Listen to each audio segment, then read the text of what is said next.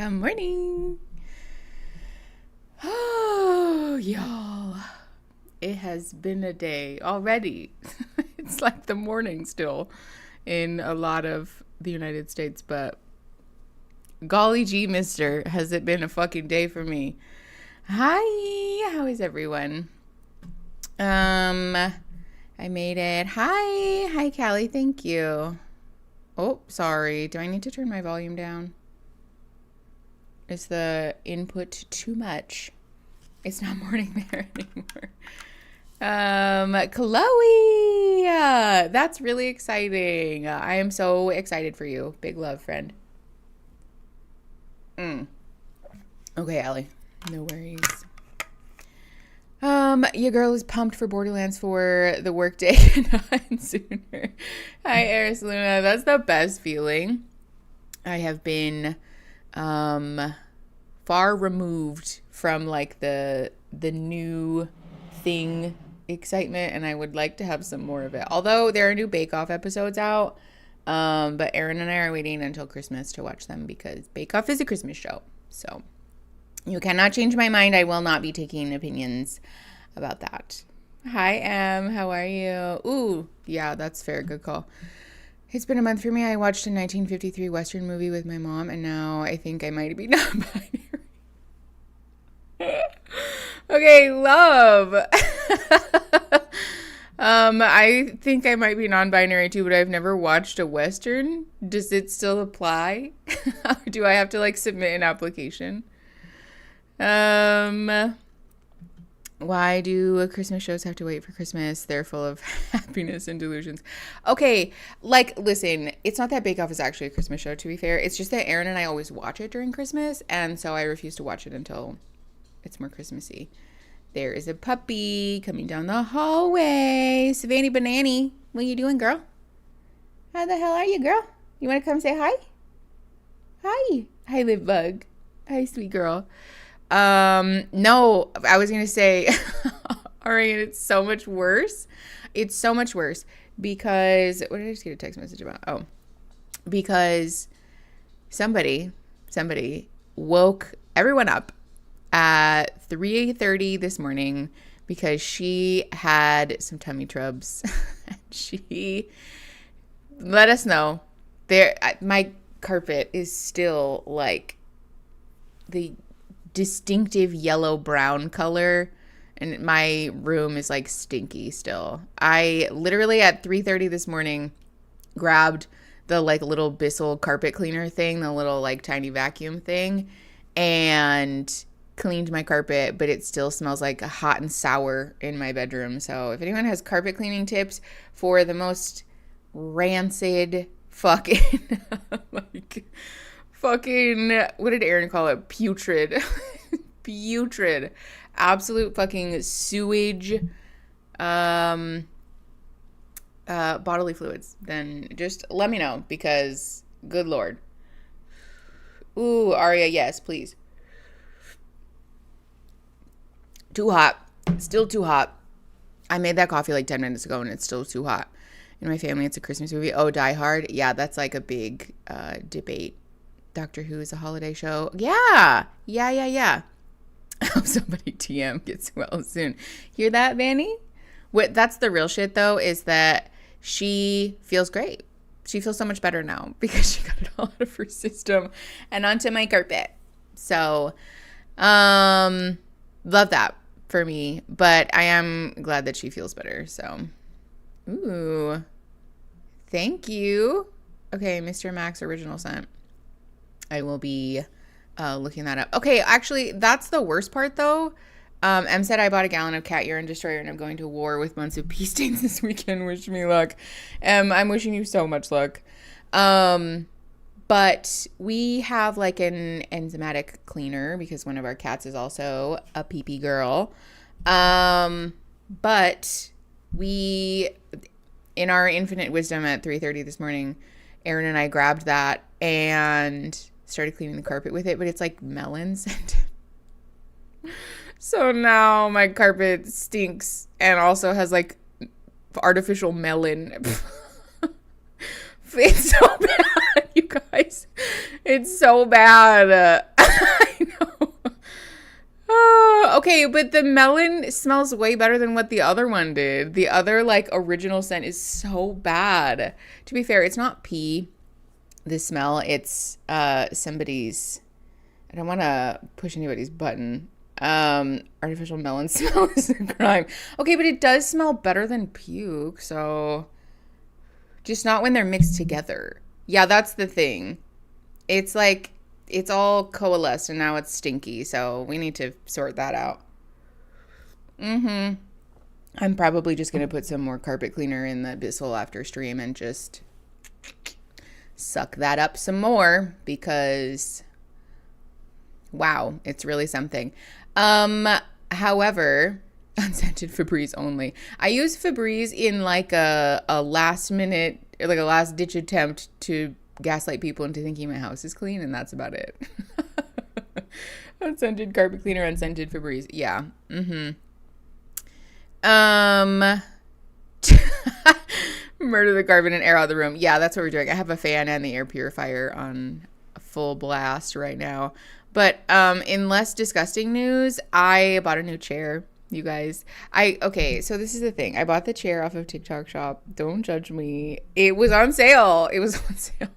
So is it good quality? Probably not, but it's working for the time being. It's one of those ones, it's like a regular little desk chair, but then it has like the foot thing, so I can sit like a little bisexual weirdo. Okay, so yes, the weight limit on this one is supposedly 380 pounds. They have another version of it that has like a weight limit of 400 and something.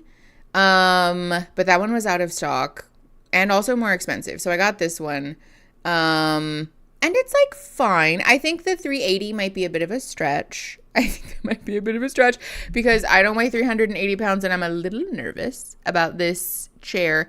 But I think if you got the bigger one and you were in like the 250, 300, 350 range, the other one would probably not be so bad. But this one, I appreciate that you can sit weird in it because it's basically, here, I'll try to find a picture of it.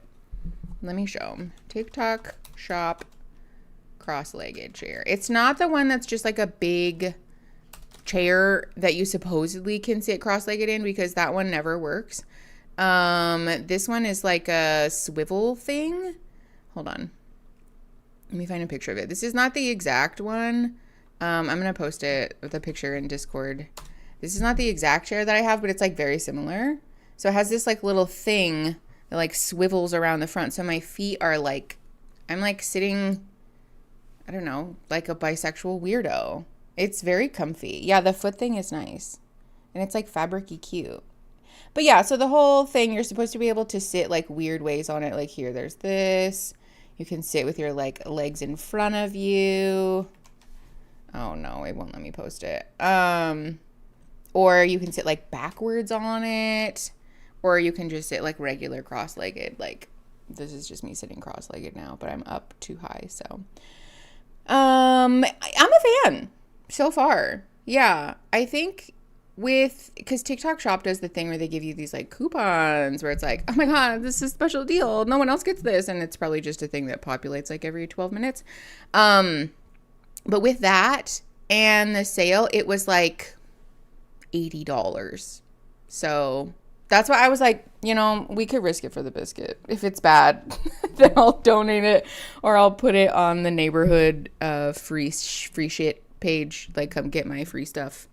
And someone's kid can have it, but this is quite comfortable. I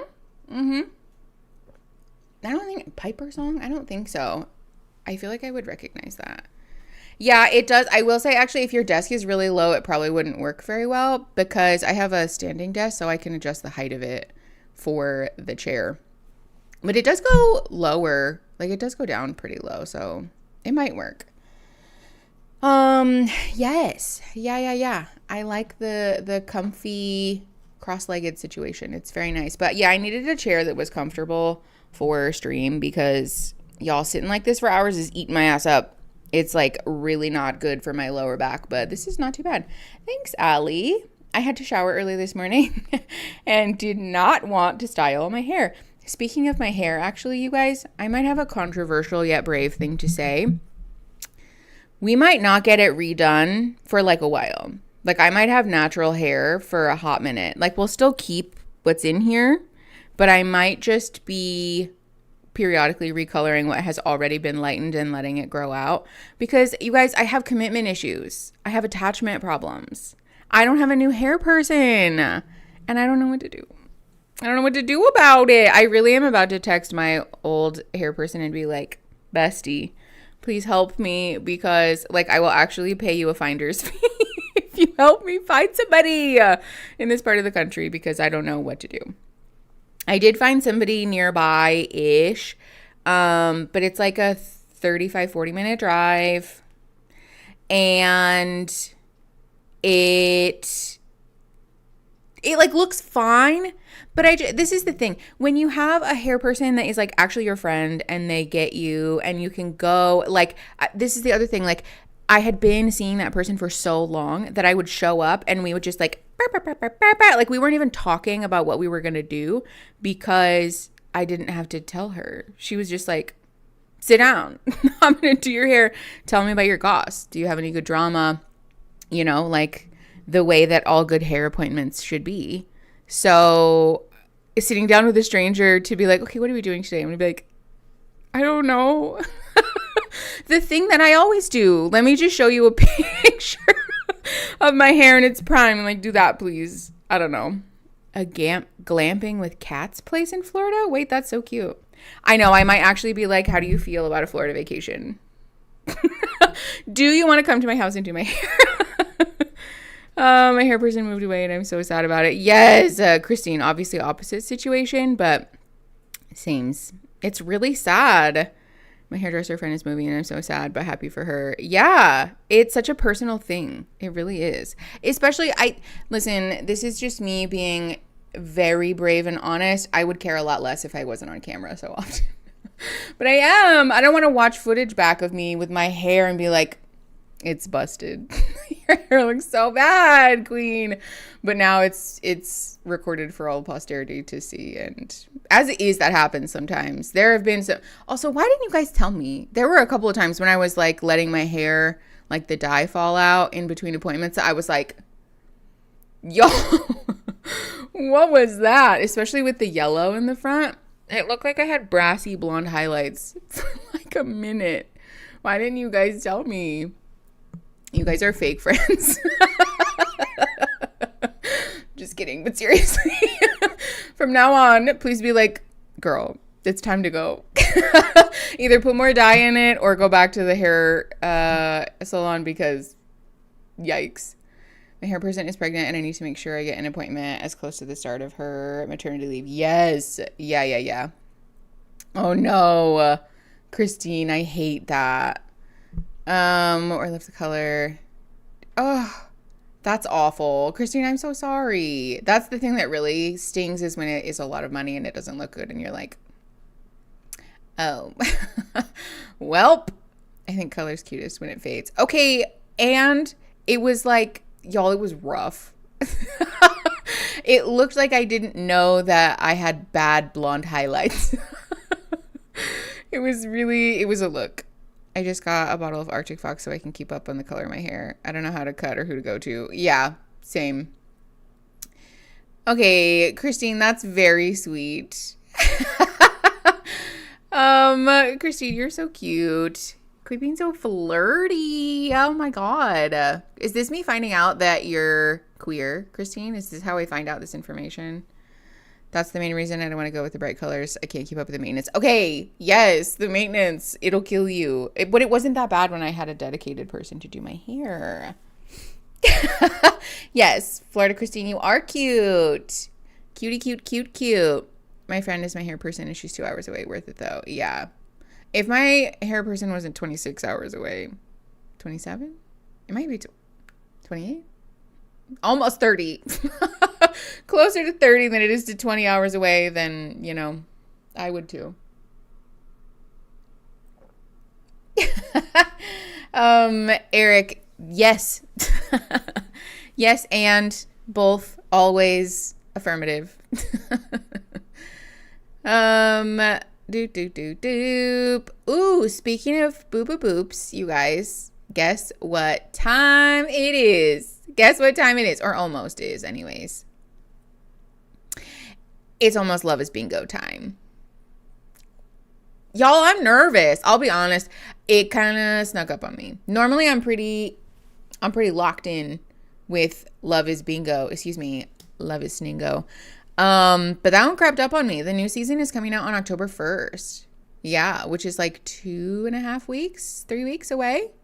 I know. No, so Secret Lives of Mormon Wives is in November. That one is coming out on my birthday. November 13th is when Mormon Wives is premiering, but then Love is Blind is coming out October 1st. So I Googled it right before stream, so I better be right. Queers like compliments assemble. Like the Power Rangers. What is that? That meme? I don't think it's the Power Rangers, but one of the TikTok sounds where somebody's like, I'm doing my part. That's me. I'm so excited about Mormon Wives to finally come back. I know. Also, okay, this is also a little controversial. I'm kind of excited for Dancing with the Stars because 2 people from Mormon Wives are on it. I don't really like Whitney that much, but her TikTok content with her dance coach is kind of a slay, I fear.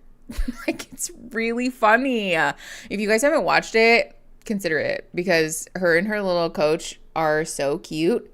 Oh, yeah. I saw Taylor Frankie Paul is going to be the next Bachelorette, too. Like, Mormon Wives Invasion. I did see somebody talking about how the Mormon church is really big on advertisement and stuff, though. And so I'm like, is that what this is? Is the Mormon church money behind putting all these people on these big fancy TV shows, or is it just coincidence, you know? Starship Troopers, yes. Thank you. Never seen the show. Very funny, though.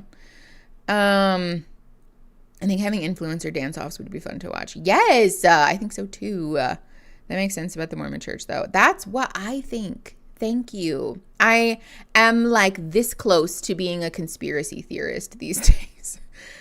The show has to keep up interest so they can continue to turn out 4 seasons a year for some reason. Yes, Gems, 100%, which is so annoying.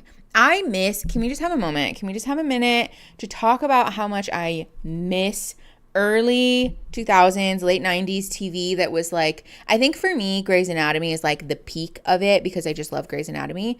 Hi, Socks. Thank you. But the like 28 fucking episodes a season, and it was like 1 season a year-ish, and they had like holiday episodes. There was like filler episodes.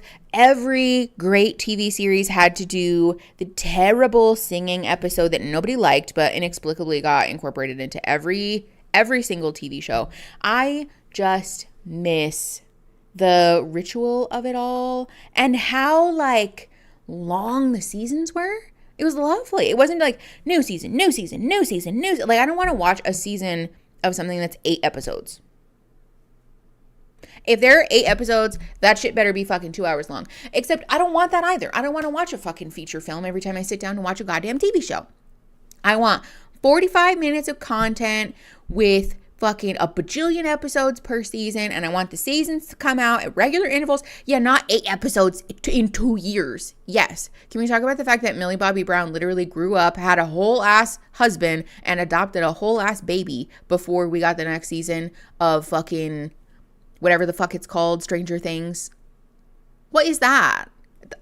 I can't get behind a little teeny bopper romance on a TV show knowing that she's a grown adult who now has Instagram face, by the way, and it's just like it's not going to work. I'm sorry. That's one of my biggest pet peeves. Don't you put your veneers in my period drama. I can't focus if the main protagonist has the most aggressive Botox that I've ever seen, but they're supposed to be being a teenager. Euphoria, what the fuck? Like, I don't like it. It's not fun. It's not fun. It is still a great show. Yes, you're right, Hattie. It's a great show, but it's just sad when they ruin it by like, with the like Hollywood aesthetics and like all the pressure for people to look like mannequins instead of humans. And then it like leeches into TV. Also your username's hilarious. Zabussy. Yeah, Instagram face is just a colloquial term for when celebrities, actors, actresses look like they live in the 2020s, you know, where you can like see the plastic surgery and the veneers and like all that stuff. And so it's an immersion breaker for, especially like my biggest pet peeve, I think, is for period dramas. Like Bridgerton, why did Penelope have acrylic nails? What? She didn't need those. She could have had a perfectly nice little jelly manicure without the acrylics. It's distracting. You know what it is? What is that? Okay, there's a theory. I have like 2/4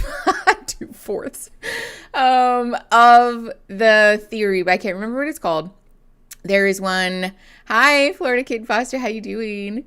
There's this theory that people talk about with like period dramas and other like pieces of media that are meant to be portraying things like in the far past, where there's like a name that was historically accurate at the time. Is it like Tiffany? Brittany? I think it's Tiffany. Tiffany. Yeah, okay, it is Tiffany. Thank you. That it was historically accurate at the time, but you cannot put it in media that is meant to be placed in that time period because we associate it with being like a modern name. And so it's an immersion breaker. And so you can't put it in there. Like that's how it feels about the plastic surgery thing. Like there's nothing necessarily wrong or bad about it, but it is so distracting that it sort of it ruins the fun of it all for me, you know? It's just sad to have the immersion of it all like ruined because I want to pretend that Bridgerton is real, but I kind of can't when I'm looking at the plastic sequins on everybody's dresses, you know? And like, to be fair, Bridgerton's not trying to be historically accurate anyways, but whatever, you know what I mean? At least Bridgerton uses color and firmly in Abby Cox's corner. Read the sad beige historical film. Okay, yes. Also, Abby Cox makes amazing content. 12 out of 10. Hi, Pizza Eggy. Hi, gay. I agree. The way that people suck color out of period media, like period pieces and dramas and like even books and stuff is so sad. Why are we talking about it as if everybody was like depressing and blurg and like yucky? Because that's not the case. There was very much it especially because like botanicals were a widely used thing, right? It's just frustrating. Pizza Eggy, thank you. Y'all are being very nice about the braids. I just didn't want to do my hair. What is it? The braids. How are you adjusting to Florida? You know, we're adjusting. We're doing our best. It has gotten a lot better, to be fair. I think having our house slowly but surely chugging along into normalcy has made it a lot better. Braids ease doing your hair. Well, okay, sorry. I meant like heat styling it. Like because okay, this is the thing. In order for me to have like camera ready hair, I usually have to wash it the same day that we film. So I have to wash my hair, which means it's wet. So then I have to get out of the shower and I have to put all the product in it. And then I have to heat style it. Like I have to do a little blowout moment. Usually I need to do a few touch-up pieces with some other kind of heat styling thing. And then it's like, don't touch it. Like let it cool because my hair's damaged. So if you touch it, if you bend it, if you like put it behind your ear, then it's like bent at a 90-degree angle. So I have to like just hold still like a little Barbie and let it live before I get on camera. So yeah. Pizza Eggy. Christine, yes, I did turn on live chat. Thank you. Y'all are very nice about it. There was actually probably more color back then. We've got more concrete, asphalt, and beige. Yes. Yes, exactly. And also the individuality of it all, right? Because let's talk about our fixation with like neighborhood appropriate houses and things like that, right? Like HOAs and like even just like the sort of Joanna Gaines of it all, right? Like wanting the outside of your house to be like white, beige, or brown, when the reality is that like plenty of people had like a little red house, a little blue house, or like whatever, you know? People were painting things. People had color on things. There's just a lot of misconceptions, I think, about everybody being sad and depressed the whole time. Yeah.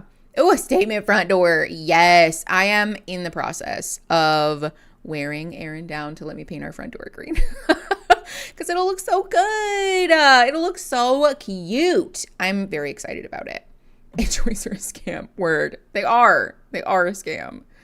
Green door. Yes. Thank you. Yeah, Aria, that's true. That's definitely the case. Especially like rare dyes and stuff. Purple and whatever. Yeah. Mm-hmm. But people still liked it. Yes, exactly. Not everybody necessarily had access to like the full spectrum of color that was available, but people still liked it. People still tried to incorporate it in different ways. I like the braids too. It feels more real life when you rock them. Thank you. That's very nice. I convinced my mom to put red doors on her White House. Ooh, cute. I know. I think the green will look really cute. At least on the inside. I think green on the inside will look nice at least. People think all sorts of things were invented in the modern era. Yes, gems, they are. Or they do think that. And I personally blame our public education system because did you guys also have the experience, or was this just an Arizona 48th in education thing where every year, for some reason, we cover the Revolutionary War up to World War II, and then that's it. And then back again. 5th grade, Revolutionary War to World War II, 6th grade, Revolutionary War to World War II. Like literally in one class in high school that I only got access to because I tested into AP American history, did we cover the Cold War. And even that was like very short. It was not a really fully fleshed out. I had to learn about the rest of like geopolitics in college because I sought out that information of my own accord. What is that? Why don't you teach us things? Say Mickey and I grew up in Connecticut. Okay, thank you. Well, okay, and that's the other thing too is that like, yeah, sure, whatever. We cover the Revolutionary War, right? But we didn't really cover a whole lot before that either. We got like the same sort of cursory glance over things happening before that, right? But I wanted to learn about other things. The only reason I had any meaningful education about like Greco-Roman history, for example, was because I, again, sought out a class about it in college. Granted, I was just low on electives and needed to fill a credit hour, but still, I would never have known some of the more intricate details of that, like actually very interesting little piece of world history if I hadn't sought that out. That's so rude. Yes, Raspberry, an uneducated populace is easier to manipulate and control. As famously pointed out by Ronald Reagan when he took away free education, or heavily discounted anyways, college education, literally publicly, openly said, we cannot risk an educated proletariat. I hope Ronald Reagan is rotting in piss. Truly. Piss and shit. Piss and shit for you, sir. All we learned about was Louis Riel and a feel-good, fluffy version of indigenous existence. I don't even know what that is. I'll be honest. Natalie, that's so disappointing that I don't know what that is. Please tell me they didn't have you. Wait, hold on. Please tell me they didn't have you. What? Who was doing that? Somebody dressed up as Rosa Parks? A white person dressed up as Rosa Parks. That's offensive. My God. The, was an important, Canadian politics. That's why I don't know what it is, because America is so up our own butts.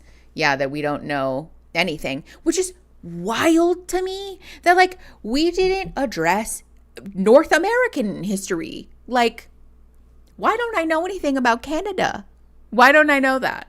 Why don't I know anything about Mexico? I mean, I know why we don't know anything about Mexico, but like, come on. What is that? It's so offensive and like very transparently racist and like nationalist, very like rah America bullshit. Yes, American exceptionalism Hattie, 100%. We learned about Canada in school, but I could walk there. So. Yeah, that's true. You might have had a little bit of a leg up on that one, Allie. Doesn't where you are have better education too? Like, doesn't your state rank higher just generally across the board? Because ours ranks pretty bad. Or, I don't live there anymore. But still, Florida's not much better. So, you know. I didn't know anything about the U.S. until Hamilton. Oh, no. We learned so much about U.S. in Canada and the rest of the world. Yeah, because we're obsessed with ourselves and we force it down everybody's fucking throat. Let me see. Read Lies My Teacher Told Me by James Lowen. Ooh, yes. I was following a YouTube series about something similar for a while, actually, but it fell off my feed and now I don't really watch it anymore. Only because I complained to my classmates, hated me. Hold on, what? If we teach children that there are other countries doing well, we might start to critique America. We can't have that, can we? Raspberry. Exactly. I think that is explicitly the attitude. Also, can we talk about, sorry, this is going to be political. If you're not in a place, feel free. But can we talk about what a fucking hot garbage piece of take it is that in Florida, I literally cannot get the COVID booster. I am COVID vaccinated and boosted and boosted and boosted. I can't get hold of the fucking COVID vaccine anymore. I literally have to put my happy ass in the car and drive to another state and still have a doctor's prescription in hand to get a flu shot also. Y'all, I'm chronically ill. My body is incompatible with life as we know it. I'm barely clinging to consciousness most of the time. Give me my fucking vaccinations. RFK can rot in piss too. I hope that man has fucking worms for brains and bad dreams all the time. Bad dreams for you, RFK. I don't think it's a ban so much as it is just it's not allowed or it's not endorsed. So it's not being offered here. Yeah, for real. Please keep wearing your masks because what the fuck? Yeah, it's so stupid. It's dumb. Well, the thing that sucks though, Raspberry, is that I have the means to get in the car and drive to fucking Georgia or Alabama or fucking whatever the other one is. And so I will be able to sort that out, right? I don't have a PCP in Florida yet.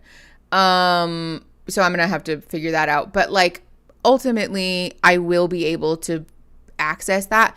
But a lot of people will not, not even just because it requires you to have transportation to cross state lines, but because also you have to have the time to take out of your day to drive hours and hours. Or for some people, if you live in South Florida, fucking good luck. Where are you going to do? You're going to take a flight to another fucking, that's absolutely bananas. Cuckoo bananas. I haven't taken off my mask, taking COVID precautions, including getting boosted. Honestly, valid because, look around. Oh, I know the vaccines cause autism thing. But also, okay. That's not true, to be clear. That's not true. There's no evidence to support that whatsoever. But even if that were true, is that really so bad? Who cares? Also, I'm already autistic. Give me it. give me my fucking vaccine then. Give me it. What the fuck? To add to the endless nightmare, every time I open Facebook, I see someone else sharing stuff. Facebook is a cesspool also, for what it's worth. There's a lot of AI driven garbage on there that is very much not real. I saw a meme that said the real increase in autism is that autistics be fucking. Okay, but kind of true. Oh, that's so funny. Let's see. Hold on. I missed something. When you're already autistic, but you get the vaccine anyways, level up. Yes, exactly. I want to have ultra autism. If you level up enough, do you get an extra attack? Is that how it works? Can I have 2 attacks per action if I reach a high enough level of autism? Or does that happen later? What feats do you get for having extra autism? Can I have the tough feat, please? I'd like more hit points. A little kid saying you can't tell me what to do. Okay, but yes, that is very much how I feel. When you get double autism, you're basically just... Oh, that's really funny. ADHD is like having 2 buffs that cancel each other out. That's so... Why would you attack me in this way? No more taxes? That would be sick. If I'm like extra autistic, can I just cancel out my taxes? That would be dope. I want to do that. Activates your trap card. Technically vaccines give you resistance. That's true. Yeah. I have resistances to certain types of damage. If we framed it like that, I feel that a lot more people would like it. That's not true, because the people who don't like it are cuckoo bananas. Sorry for the callback, but according to Wallet Hub, so maybe not the best source. Hold on. What happened? I missed it. Take a quick boat to Cuba. Easy enough. Honestly, I feel like the flight to a different country might actually be cheaper in some cases. It's now FDA approved. How is that even legal? Honestly, don't know. Literally don't know. New York is 10, Florida is 21, and Arizona is 48. Florida being better than Arizona in education is actually so disappointing. Like, Arizona, what are you doing, dog? I mean, I know what they're doing, and it's bad. It's shitty. The flight home will definitely be cheaper. No one flying here. Yeah, I know. Have you guys seen that? Tylenol during pregnancy cases supported by a few studies from different medical groups. What happened? Actually, you know what? I don't want to know. I don't want to know what's happening with that. I lived in Missouri and Arkansas, and they're fighting each other over 10 last. Woo! Not surprised by that. That's, Mississippi. Never mind. See? 48th in education. It's not my fault. I'm just a little guy.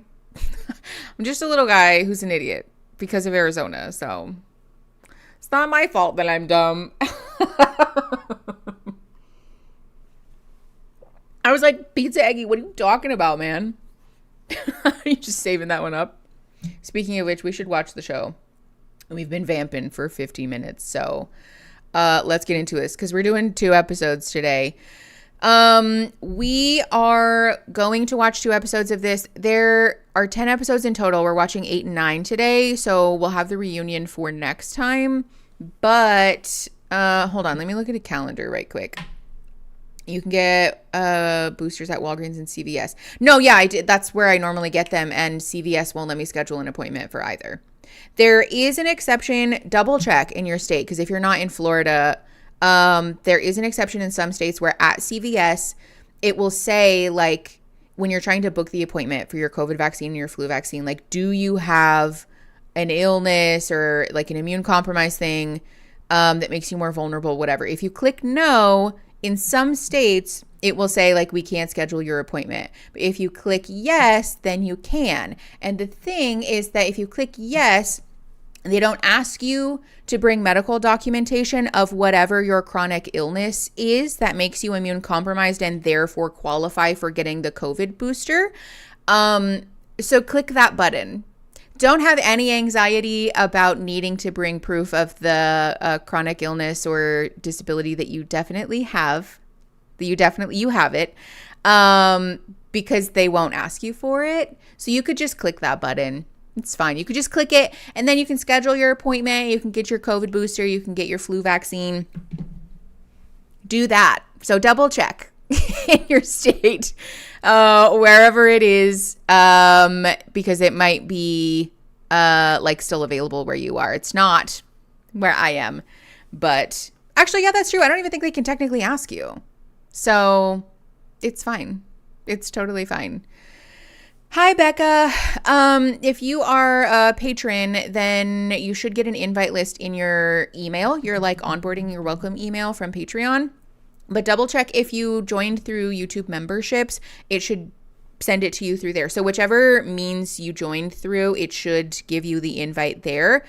But if that doesn't work, actually, yeah, mods, does somebody mind handling that? Because we can send you an invite link if you, just send us a screenshot of your like current active membership.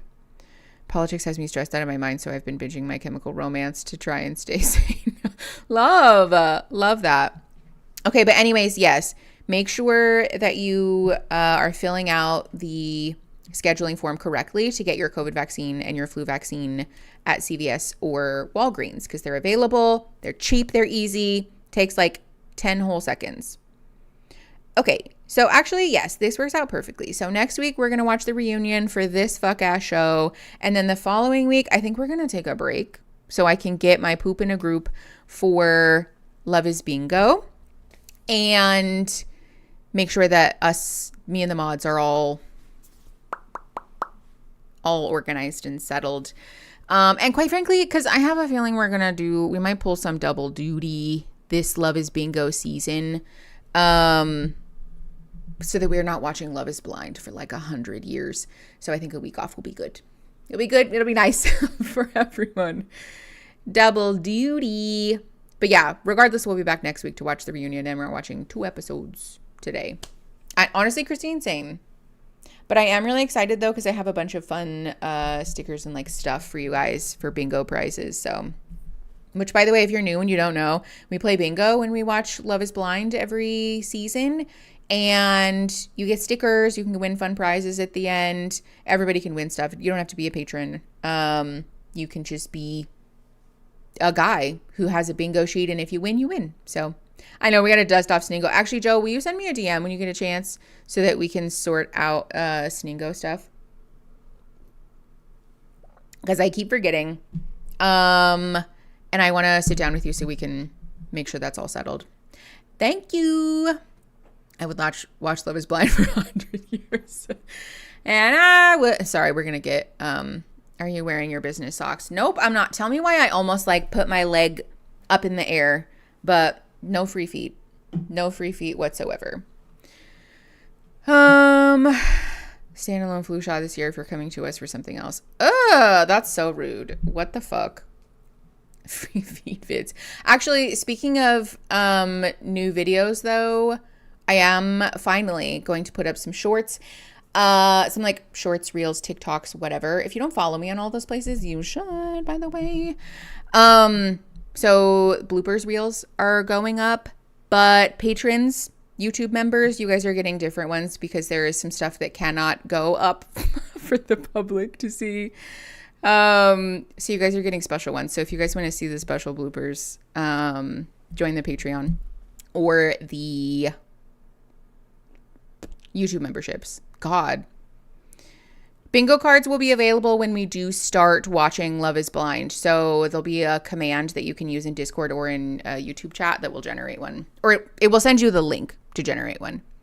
Wild and free neurodiversity. Welcome to the Snosh Blossoms. Thanks, friend. Happy to have you. Make sure that you get your Discord invite so you can come hang out with us. It's a fun and wild time. Okay, anyways, let's keep going. Great. So we're watching episodes 8 and 9 today. If you're unfamiliar, we're watching the show that is called The Ultimatum Queer Love, which is a nightmare for everyone involved, including us as the audience. So much has happened that it might be a little difficult for me to recap. So if you're starting new, then enjoy the ride. Just, we're going to go in open hands and we're going to find it on the way. If you want to watch without the overlay though, you can join the Snosh Blossoms and above either here on YouTube or on Patreon. That will give you access to our Discord server where you can watch the episodes without the overlay while it is live only. There will be no replays available without an overlay. I'm very sorry. So Join the memberships, join the Patreon, hang out in the server with us. You can watch it without the overlay live. Otherwise, I'll be announcing timestamps so that you can press play and pause on your own device if you want to sync it up with us as we move along. So let's get into the episode. We are like 10 seconds in, I believe, because, oh no, this is a minute and 20. Oh, it's the recap. That's why. We're a minute and 30 seconds in. I have to turn my headphones on because they turned themselves off. And we'll be muting it here in a hot sec because of the music. So, 1.25 speed, clutch catch, pizza eggy. Thank you very much. Oh, and subtitles. Let me make sure that I turn subtitles on. You're welcome, gay. Okay, we are 1 minute and 30 seconds in, pressing play in 3, 2, 1. Again, it's muted because of the music, but it will be unmuted here in a hot sec. Oh my God, my button is not working to unmute it from my Stream Deck. No, thank you. Okay. Know how to talk to you right now. I feel like everything I'm doing is pushing you away. No, I don't want you to think that. And like, I'm fully in this. Like, it's been hard. I can't tell you how to feel. I can't tell you to choose me. I can't tell you what happened with you and Megan. That's only for you. And like me trying to give my opinion or tell you how to feel is me trying to control it and make myself feel better. And I can't do that. That's going to push you away. Oh. I think that's huge because in the themes of our relationship, I think that we don't talk a lot about you also wanting control because I am such a control freak. My control comes from insecurity. I'm just realizing that a lot of it's coming from upbringing. That period of your life that you're growing and you're becoming a little human is so impactful of who you become. And I'm the person that I am because I didn't get certain things. And I didn't get that you're loved no matter what. The people that brought me into this world are fucking ashamed of me. And I don't have a support system, and I don't have a mom to talk to, and I don't have a family that will walk down the aisle with me. I don't have that. Okay, so we've talked before about how Pilar has some like imperfect expression of her own insecurities, but honestly, kind of love this. Is it the way or the time in which I would have hoped for it to come out? No. Ugh, thank you. You guys are like, what are we fucking watching? Sorry, my bad. The one thing that I didn't check. Stop doing that. Okay, there. Sorry, thank you. Rare Pilar W in my opinion. Agreed.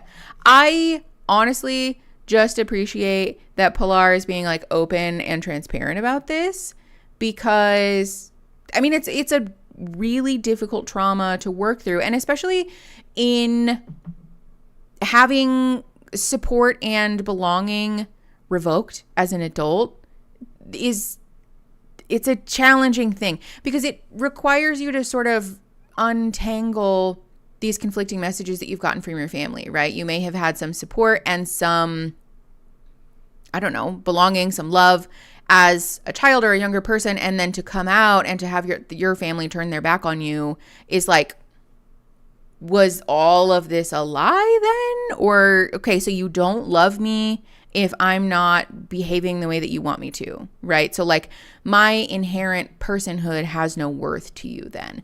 That's a very difficult thing to acknowledge and to work through and to process while you're sort of simultaneously trying to be supportive of your partner. And, you know, it's important to acknowledge. It's important to talk about rather.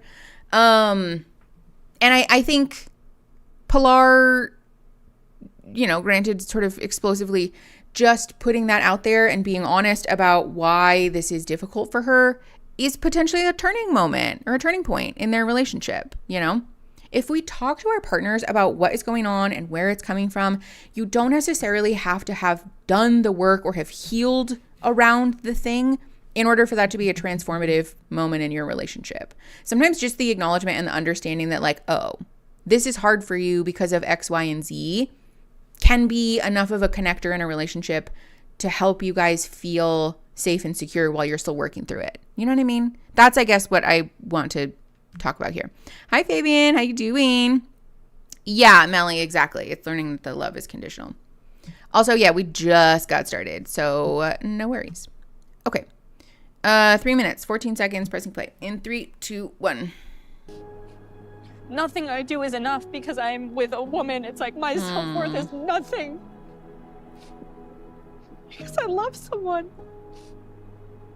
I feel like it's affected our relationship because I've neglected you. Because I've been so focused on making myself feel better that I've pushed you away, and I see that. But I still love you unconditionally. You're in love with someone else now. But that doesn't detract from our love. I know that that's hard to hear. This is not what I expected, but it would be inauthentic and it would be lying to you if I didn't share that experience with you. I know. Okay, 12 out of 10. I am kind of loving this conversation because it's clear that this is especially difficult for Pilar because it's sort of mirroring this moment that she's had with her family, right? I thought I was safe. I thought I was secure.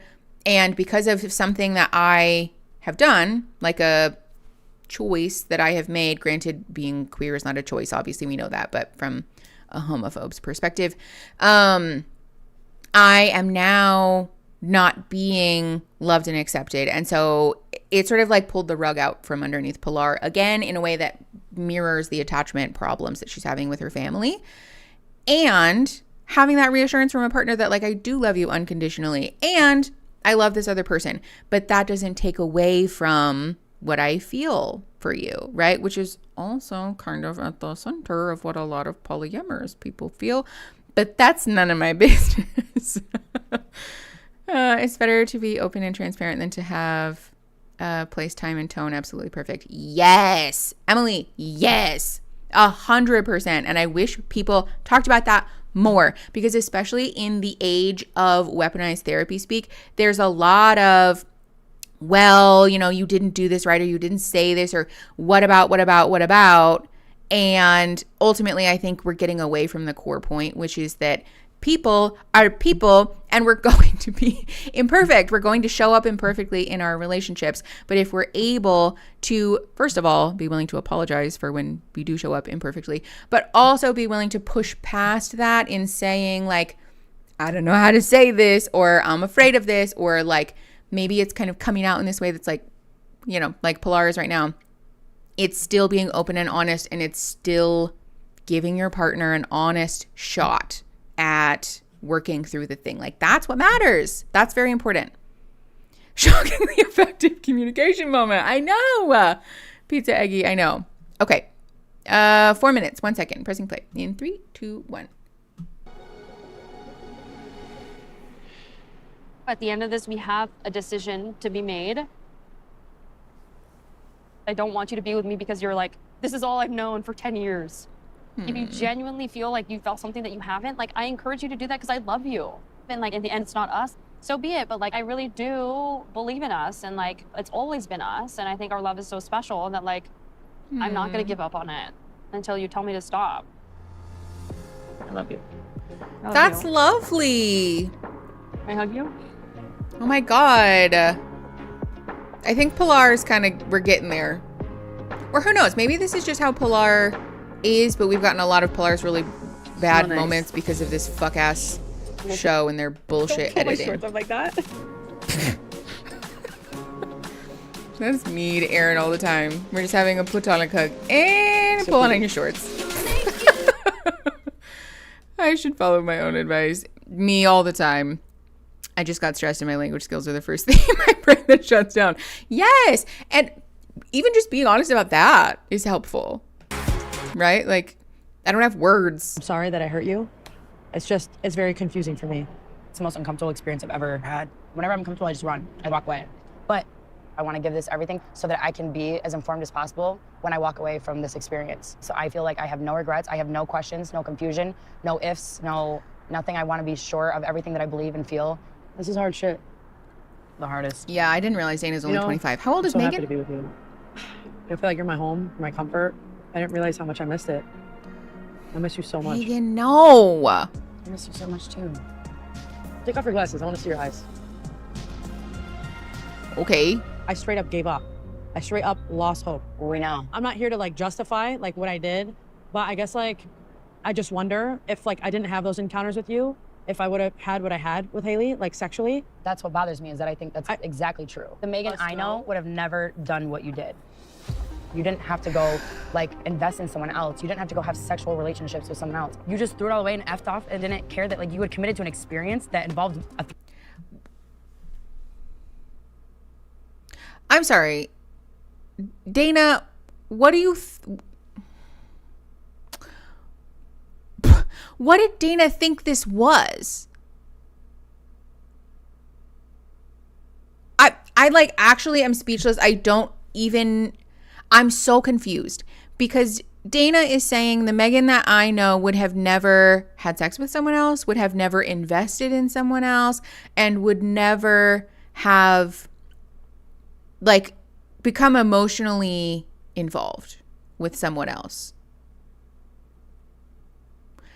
That's the point of this, though. Maybe not. Again, we talked about this last time. People's boundaries around sexual involvement are their own, and that's their business. I don't necessarily agree with that as like a human. But clinically, there's no reason to say that people aren't allowed or like okay in doing that. But emotionally, that is the point. We literally are calling people trial wives, trial spouses. So it's almost as though Dana is saying the quiet part out loud that I was allowed to do that, but you weren't. And so you did that, and I feel justified in punishing you then because you hurt me by doing the thing that I did and that I pressured you into doing. Because let's remind everyone that Megan had a moment at the beginning where she said, I can't do this. I don't want to do this. Please, let's just leave. It was like a very teary and emotional moment. And Dana pretty heavily pressured Megan into staying. So yeah, it's like a dude wanting to open a relationship and then being pissed when he gets no action and his partner is. A tale as old as time, Callie. A tale as old as time. I just want to be open. I don't want to be held to limitations. I don't want to be held down. And then they open their relationship and he gets nothing on dating apps because men get nothing on dating apps. And then his partner, girlfriend, wife, whatever, is getting a lot of attention. And now all of a sudden we want to close the relationship. Like, this is that. This is that just in a queer dynamic. Okay. Me, what are you doing? Sorry, I meant the me bot in Discord. It's being verbose again. All right, 6 minutes and 45 seconds. Pressing play in 3, 2, 1. 3 weeks span of time with me after this. You just thought about yourself. It was a test and you failed. I don't want you to invalidate my experience. I feel like I had a lot of growth. I had a genuine connection with somebody. You did have and growth. like, yes, it led to like sexual relations, but that wasn't the basis of my connection. Also, okay. That doesn't make it better. You opened your heart to someone. Actually, the worst part. It makes me so sad. I guess like I'm kind of confused because it's like you had sexual stuff with Mel. It might not have been every single thing like what Haley and I did, but like you were still sexual with Mel too, you know, and you had an emotional connection with Mel too. But it was not sexual like you. Kissing and stuff is not like, it's not like that. It was a comfort thing. Less than a it's just different. There it is. So first of all, it was a test and you failed is so incredibly manipulative. If you brought your partner onto this experience purely for the purpose of saying, I'm going to dangle something in front of you, and if you reach for it, then I'm going to indict you, is manipulation. That's not okay. It's also never going to be helpful. It's never going to lead where you think it's going to. If you have fears, insecurities, questions about your relationship, about your partner's fidelity, say that. Say that, have a conversation about it, go to therapy about it, journal about it, tell your friends, tell your mom, tell anybody, but don't do this. Don't do this because it doesn't lead to where you think it's going to lead. And it also is really tiptoeing the line of abuse, right? You're treating a person like a puppet, like an animal. People don't even treat animals like that. That's not okay. And this, well, it was just different. It was a comfort thing. It wasn't like that. It's just different. This is a very common issue in relationships that have dynamics that look like this, where one partner gets an excuse, they get a write-off, they get carte blanche to do what they want, but when their partner does the same thing, does anything that's displeasing, we're holding somebody, at knife point.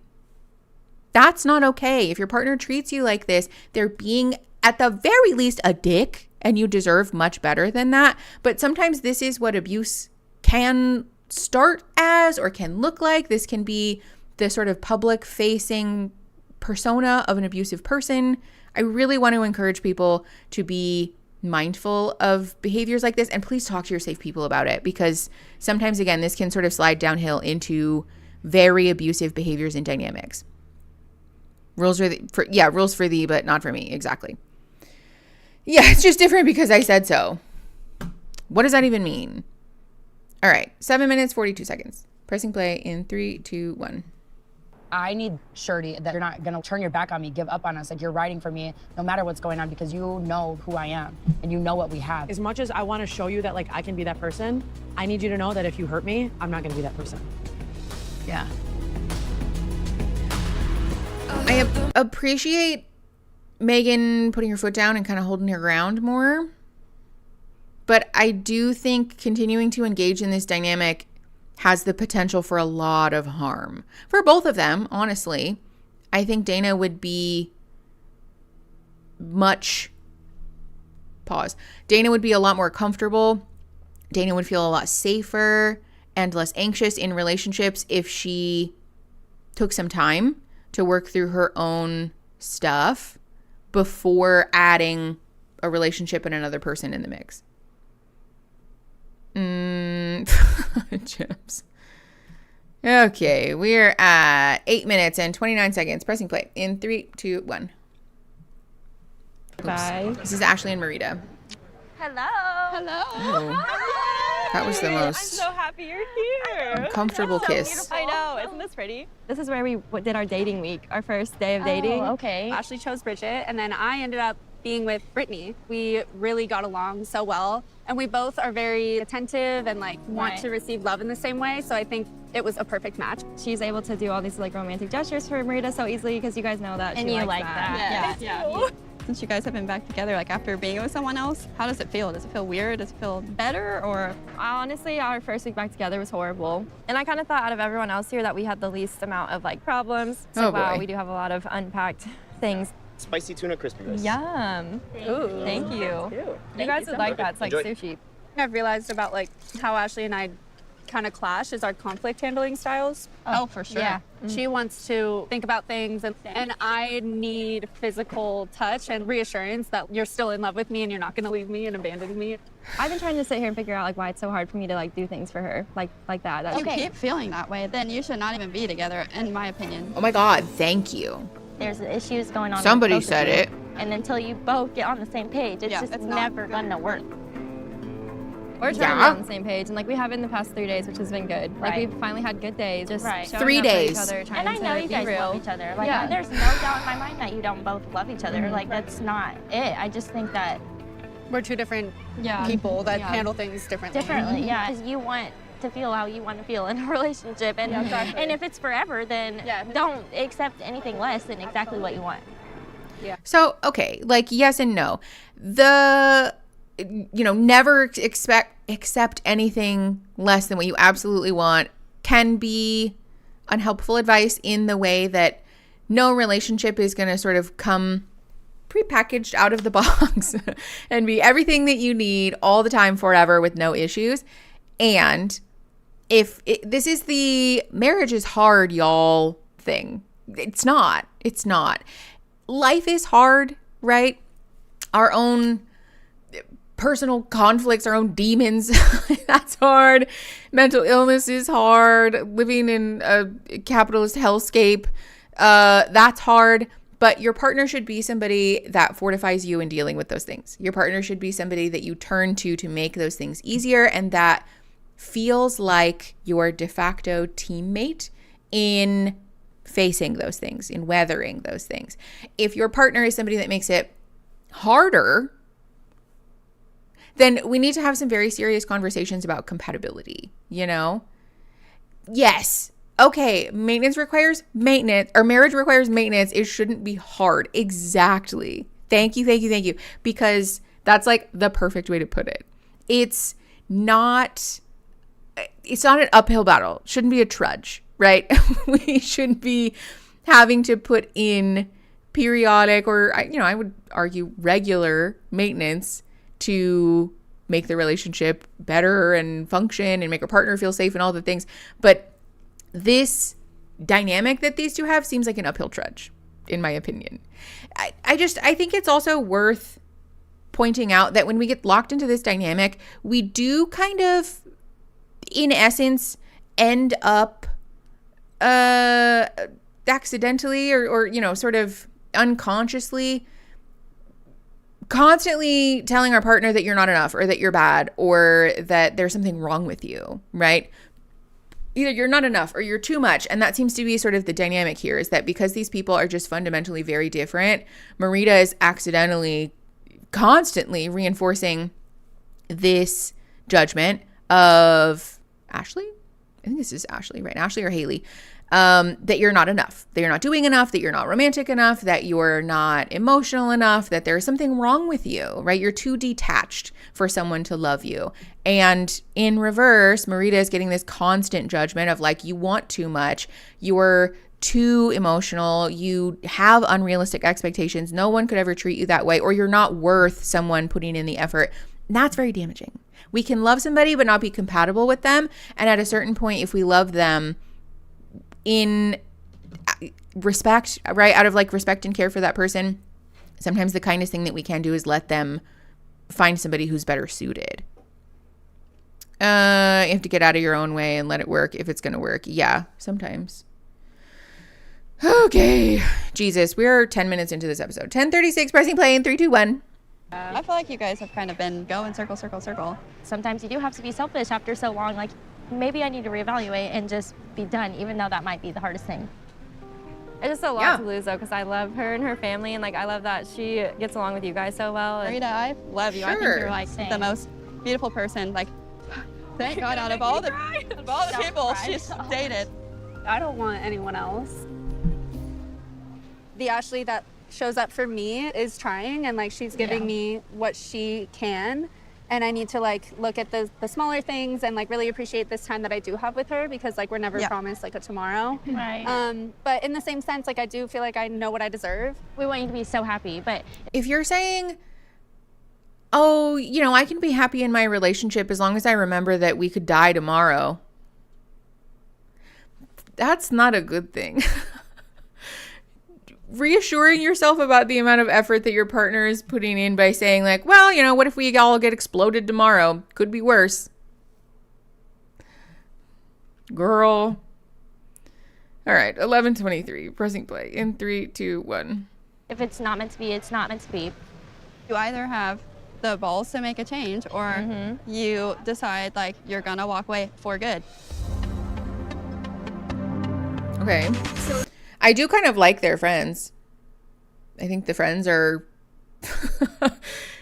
correct. So listen to them, please. Also, goddamn, my butt hurts. Oh, I have that shirt. Reasons for not being able to have an answer for Ultimatum Day is I struggle to see myself in a very long-term committed relationship. I've never seen a happy marriage. How the fuck did we get here? I've never seen myself in a long-term committed relationship. So I went on a show that's called The Ultimatum, where the premise is either you marry the person you're with or you marry someone else. Gems, Jinx. What the fuck, dude? Ugh. Also, my friggin' butt cheeks hurt, dude. Update on the chair. It is not very padded, so if you have a bony ass like myself, maybe get a chair pad. We might readjust. Okay. 12 minutes and 24 seconds. Pressing play in 3, 2, 1. Married couple in my immediate life. I've never had just like a role model. When I was growing up, after my grandma passed, I lived with my uncle and his girlfriend. She would use me to help crack his passwords on the computer so that she could find out if he's like cheating. The cops were at our house every day because they were physically getting into it with each other. My home life was very tumultuous. Do you think we would be like them? I don't know. I don't think we would be like them. I get it. I mean, I understand the fears behind it. I think if you break it down, it really becomes into like the smaller things. I mean, 4 years of being together, it's a daily choice to choose one another, and every day is different. Some days are easy, some days are hard, but I'm so sorry. I don't agree with that. Maybe that's a hot take, but the every day you have to choose each other, I don't feel that way. Is that just me? Am I being annoying? I don't know that I agree with, it is kind of the Christian thing, right? I don't like that. I don't have to wake up every day and say I'm choosing Aaron today. It's just a given. That's just like of course I want that. If anything, I wake up every day and have to like choose to fucking be nice to myself, not other people. Yeah. Yes, you have to remind yourself that you love your partner.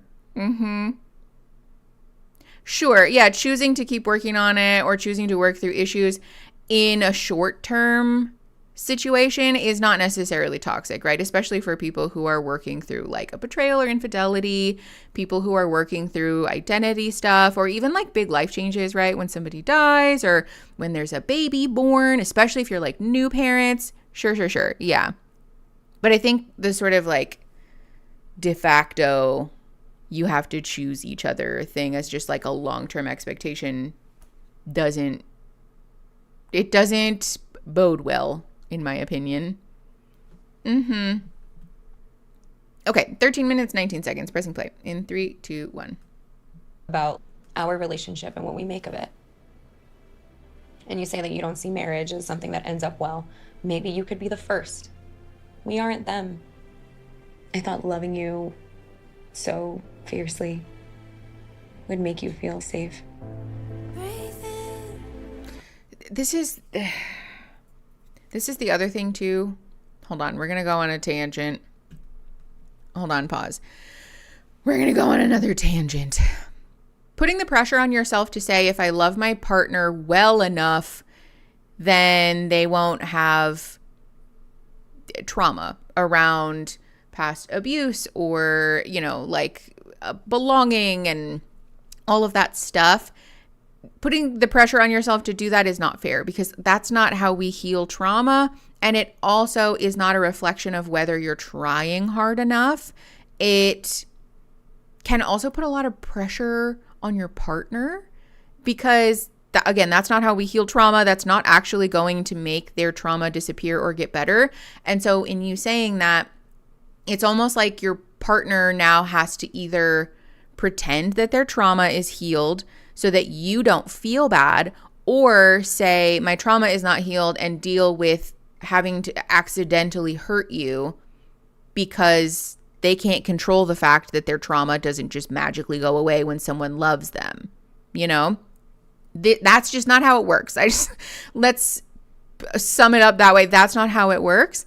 And we can love somebody deeply. We can love somebody through stuff. We can be supportive of someone, and their trauma is theirs. Their trauma is theirs to heal, to own, to process. But whether they work through it or not is also up to them. They might not be ready. They might not feel safe. This might not be a good relationship for them to do that. They might be lacking in the practical resources to do that. There's a million reasons why somebody might not be working through their trauma currently. And if their trauma, in this case, like childhood, parental, family stuff, is a barrier in whether your relationship feels safe and loving for all parties, and they're not choosing to do that work, then they're not choosing to do that work. And in essence, they're sort of choosing for the relationship to suffer. right? Again, in a short term, we can love somebody through that and understand that there might be practical resources missing or barriers, issues, whatever. And you don't necessarily have to have access to all the resources in the world to try, you know? There's lots of free information available. And even just, like we talked about earlier, being communicative. Even just acknowledging, I don't have it figured out. I don't have the resources to fix this. I have no concept of where to begin to fix this. And in this moment, hearing you say that you want to get married, the thing that comes up for me is a deep visceral fear about whether I will be enough for you, right? We learned earlier that Mel has issues around fertility and or like childbearing, but hasn't told their partner that, at least not the current partner. So choosing to not be communicative about that is keeping your partner in the dark, you know? But being able to say like, I'm afraid that I won't be enough for you because of this and because I've never seen a healthy, happy relationship. So what if I'm broken? What if I'm damaged? What if I commit to you and I steal your life because I ask you or agree to go all in and you find out that I'm damaged goods in more ways than one, and then this person that I've really loved, I've ruined their shot, you know? Say that. Be honest about that. Give your partner the opportunity to be part of that conversation in an honest way, as opposed to keeping all these cards really close to your chest and saying like, oh, it'll never work. Okay. It's not fair to your partner. People often appreciate effort more than results. Yeah, I would agree with that. It's giving if I prayed for my relative to be cured of X things and they die, it's because I didn't pray hard enough. Yes. Yes. I think Mel just doesn't care for Marie that much. So she feels okay not having to have that conversation with her and just stringing her along because she just doesn't like her. I think so too. I think Mel is also looking for a way out, but is afraid to be the bad guy. I think Mel is kind of doing the like, well, yeah, but what about this?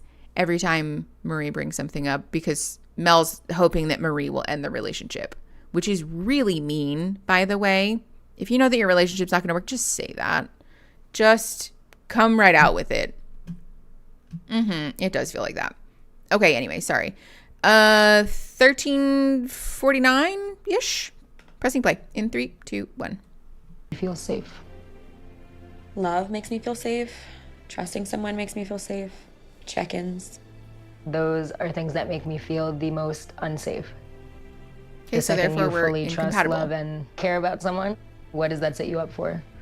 It sets you up for unconditional love, for great Christmases, great memories, best half birthdays. It sets you up for a lifetime. Okay. My life has always been chaotic, and that's what I'm used to. So it's not that I don't think I deserve safe and stable, it's just I don't know if that's what I want. Truly. So say that and end your relationship. I don't really know what to say to that. Be an adult. Because I am safe and stable. See, but that doesn't make Mel's trauma go away, though. That very much hurts. Because it's worth it to have a home in somebody. I really do see that in you. And you deserve to have that with someone who wants that with you. Mel being so detached and emotionless in this conversation would be really painful for a partner. Okay. For what it's worth, it's not necessarily like a sign of malintent. Sometimes it's just the thing where we first sunrise on the malintent, yeah. Sometimes it's just the thing where we clam up because we're afraid of emotions and vulnerability. And given the context, it's sort of seeming a little like I just don't care to engage with you. Okay, 1534, pressing play in 3, 2, 1.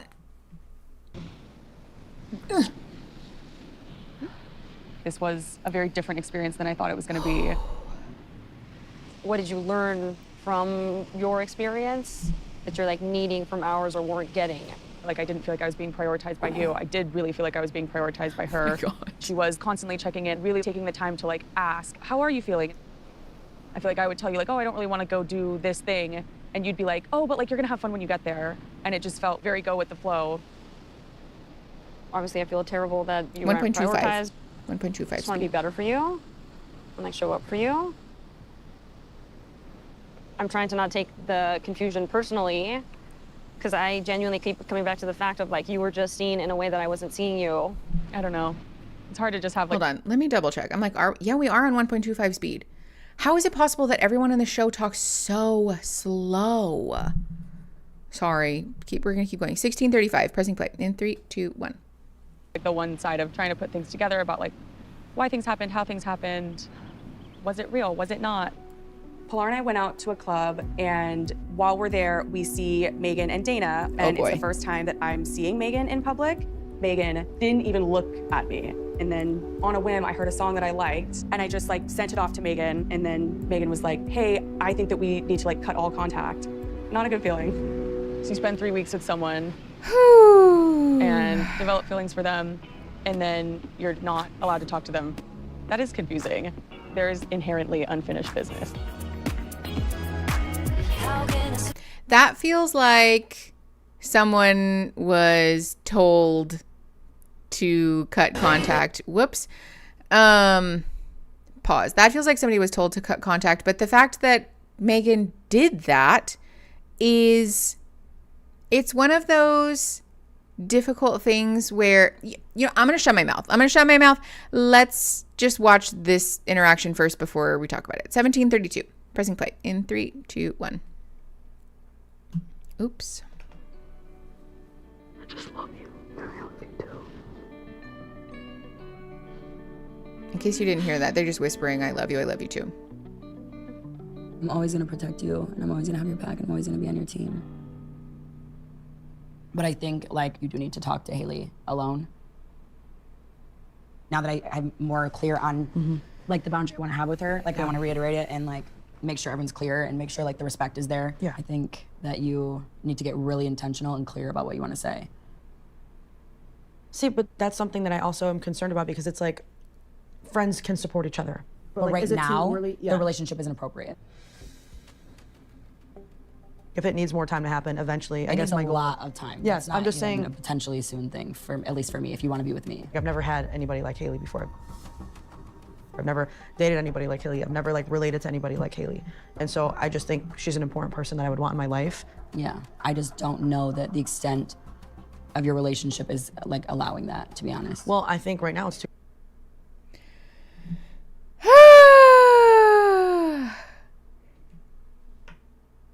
I want to be cautious because I'm not the best about this sometimes. So let's be clear. This is not me labeling Dana as an abuser. And if we were ever looking for an example of what those early stages of coercion and control looks like in an abusive relationship, this is a great example of that. This is the thing. People, especially like popular media, paints abusive relationships in this very obvious way, right? Where somebody is yelling and screaming and saying, you're never allowed to talk to her. And, how dare you, blah, blah, blah. And like that does happen sometimes, right?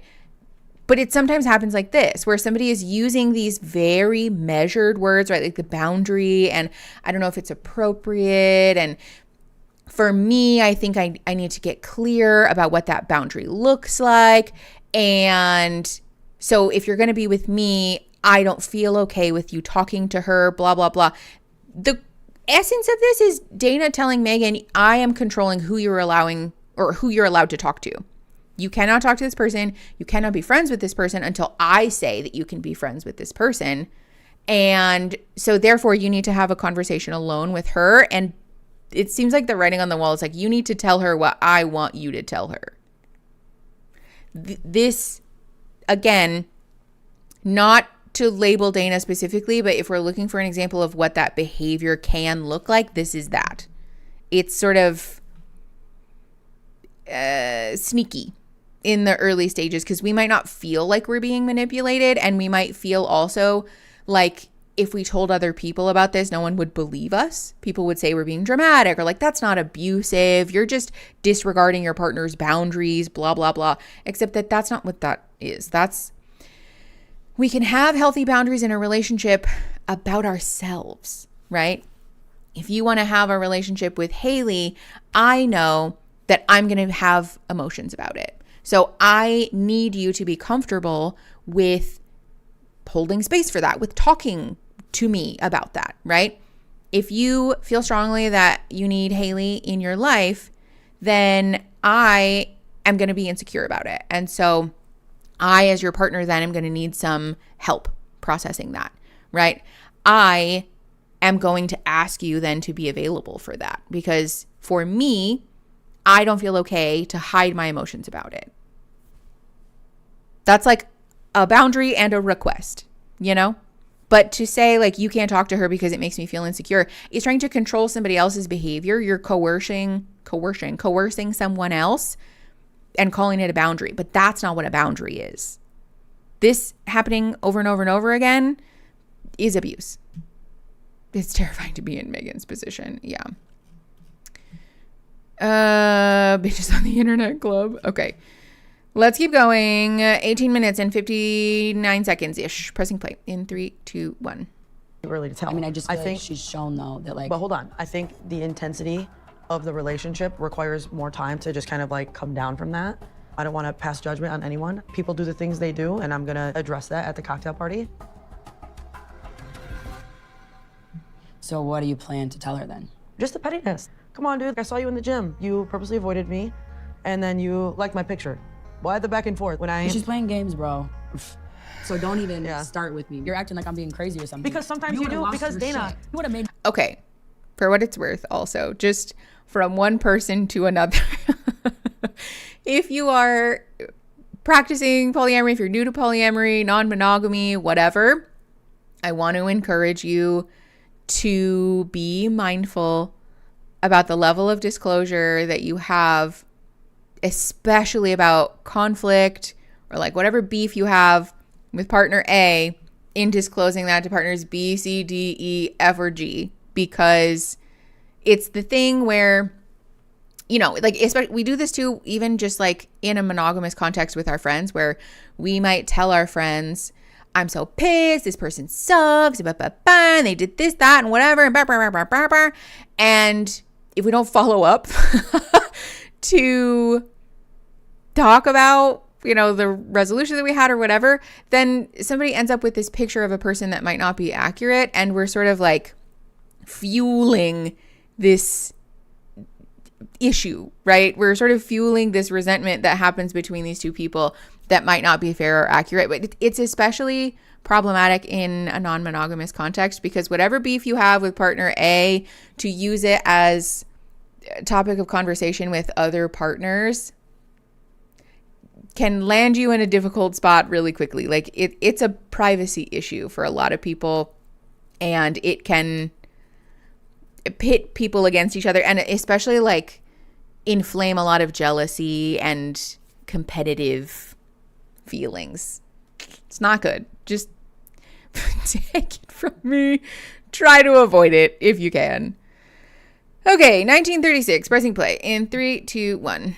You call Mel, tell her to get off my Instagram, block her. You know damn well that you would have lost your mind. I'm handling this so well, and do not act like what she did is not crazy.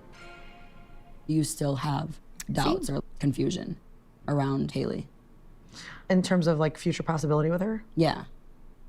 No, I think I've gotten a lot of clarity. You're a very sure person when you're sure of something, and you don't really sound like yourself when you answer that question. So this is so manipulative. Hold on, I'm rewinding really quick, because I want to make sure that I heard that correctly. Have doubts or confusion. I've lost your mind. I'm handling this so well, and do not act like what she did is not crazy. You still have doubts or confusion around. The subtitles say you still have doubts or confusion around Haley. I can't tell if this is the thing where subtitles are inaccurate, and what Dana said was, do you have doubts? But where we kind of like smush those words together, you know, where you're like, do you have doubts? So I don't know if it's that, but if that's the case, to say you still have doubts, don't tell people how they feel. But also, Haley. In terms of like future possibility with her? Yeah. No, I think I've gotten a lot of clarity. Megan says, no, that's not the case. I've gotten a lot of clarity. And then Dana says, no, you're a very sure person. Very sure person when you're sure of something, and you don't really sound like yourself when you answer that question. So that like is a little. So even though Megan has given a clear answer, a definitive answer, no, that's not how you feel. I know you, and I know that that's not how you feel. This is what it can look like when somebody's manipulating you. This is how it can feel, because it seems like it's coming from a good place. It seems like it's somebody saying, I'm in your corner, I'm on your team, right? That's literally what Dana said earlier. I'm always going to be on your team. I'm always going to be protective of you. This is also why it's sometimes a bad idea to air out your issues about one partner with the other partner if there are jealousy issues, if there's like a competitive thing going on in like, this is whatever, you get it. This is not like a polyamorous situation, but it is very much a sort of like gray area between monogamy and non-monogamy. And clearly one partner is like, I don't want you to be with this other person. So I'm going to try to cook up and inflame and like fan the flames on all of these doubts and issues that you have. Which, yes, it's a red flag. It's a red flag. Dana repeatedly tells Megan that she isn't herself when she's with her talking about Haley. Not to throw the term around lightly, but it does start to feel like gaslighting. Yes. Yeah. Because it is ultimately telling someone you can't accurately perceive reality, your own feelings, objective events, but I can. I can because I know you better. This is sometimes what gaslighting looks like. This is really upsetting. Jesus Christ. All right, 20 minutes, 16 seconds. Pressing play in 3, 2, 1. A little bit concerning for me. It's not a little bit, it's a lot concerning for me. I don't like that you can tell me one day you want to marry me and then I ask you that and you act like that. Mm-hmm. You took it too far. Okay, that's the worst. Oh, it's the worst. Yeah, Dana, at least as far as the show is concerned. No, we've never talked about that with them. That's true. Sure they'll want to know why I'm not ready to marry you. Hey! Oh my goodness. Hey, you guys. Hi. It's our mom and dad. So good to see you. Seriously. Hi, baby. Okay. We can't wait to hear. You still see Pilar? No. So after I saw you, we had about 1 more week, and then we did the whole changeover, and I got back with Bridget. Look at you holding hands. Like a married couple. Just like a married couple.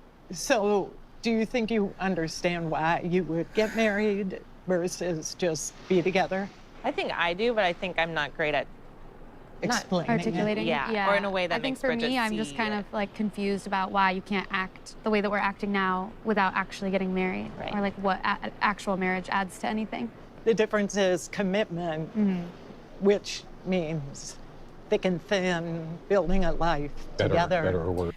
Mom and dad, don't disappoint me. Don't disappoint me, because commitment through thick and thin, supporting each other, very much something that we can do without marriage. And you know how I know that for sure? Because we do it with our friends, with our family, with our loved ones generally.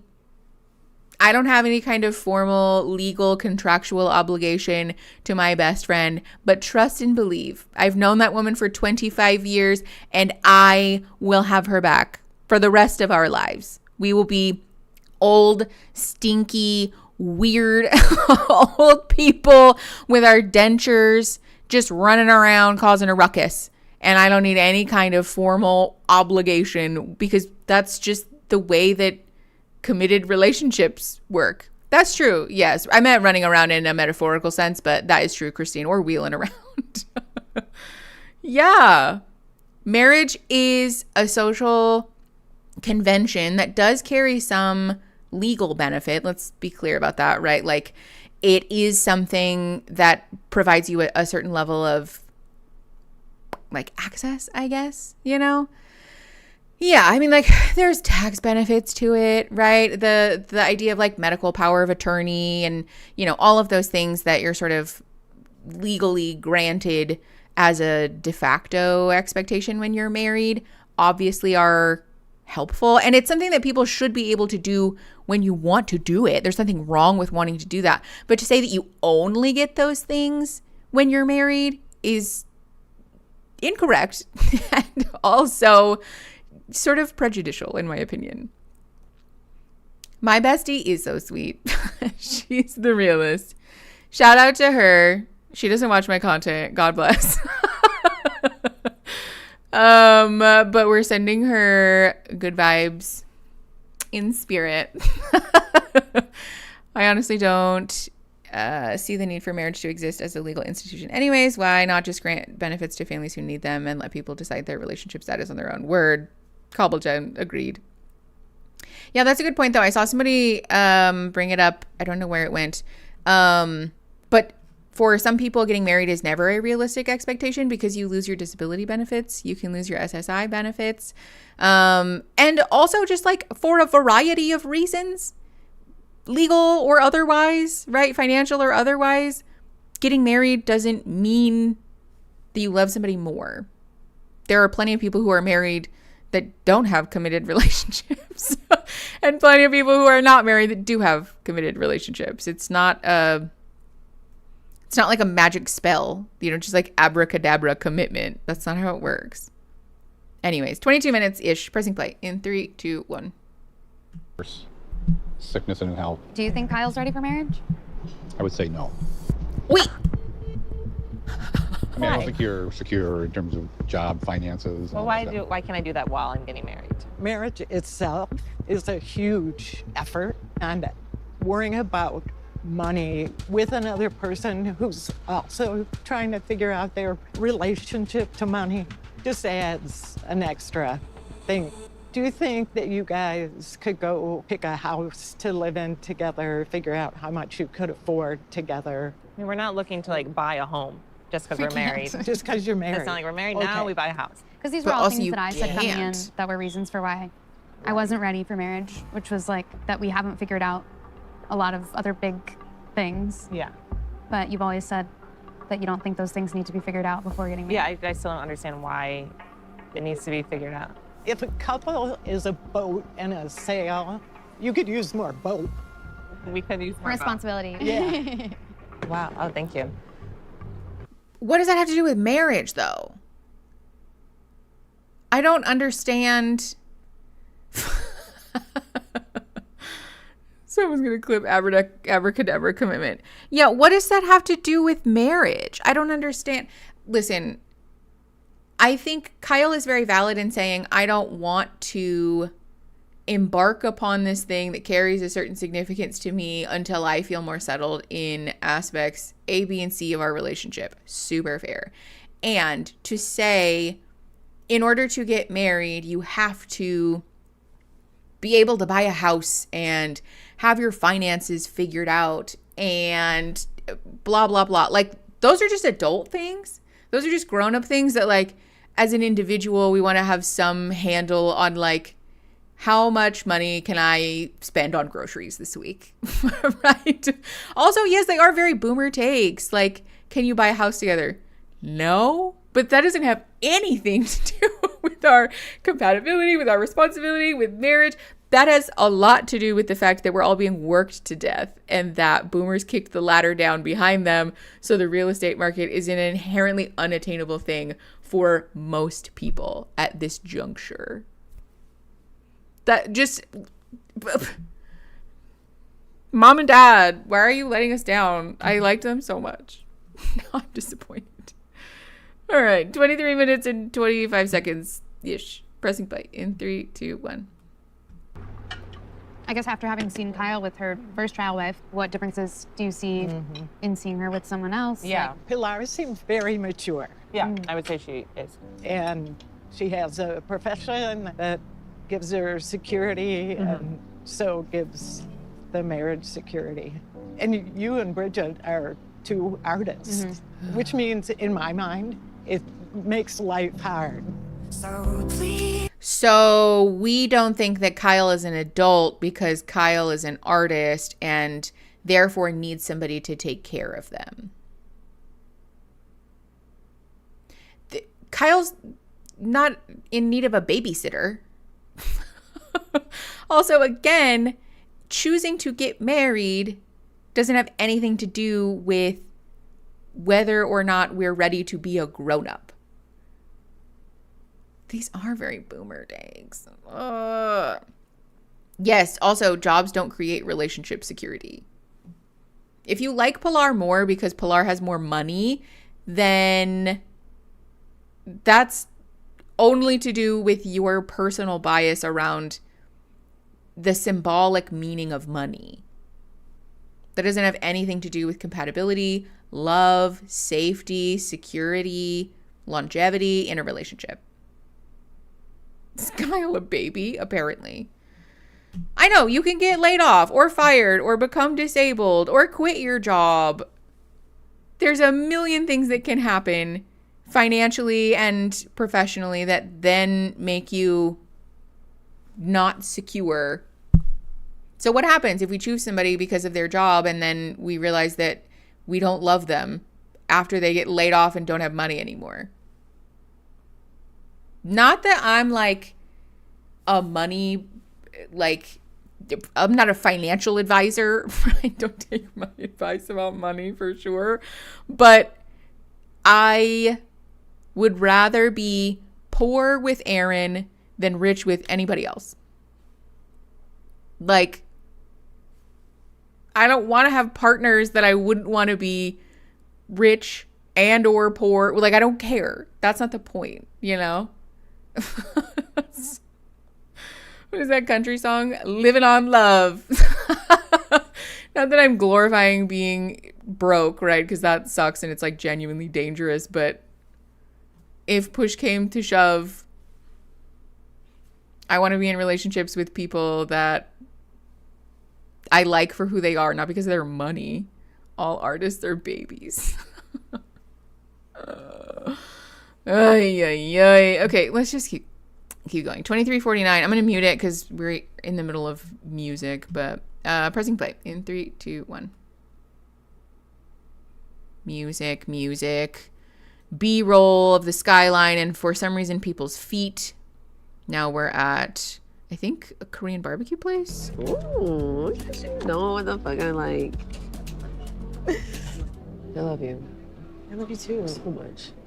You're literally like my whole world. And then some. AJ and Brittany, by the way. I'm sorry for not making you feel that every single day. You gave me the ultimatum, and I do want to answer that to the best of my abilities. I think maybe I'm just scared that one day you'll wake up and you'll know that you can do better. Very honest. You feel like you're not enough? Sometimes. Why?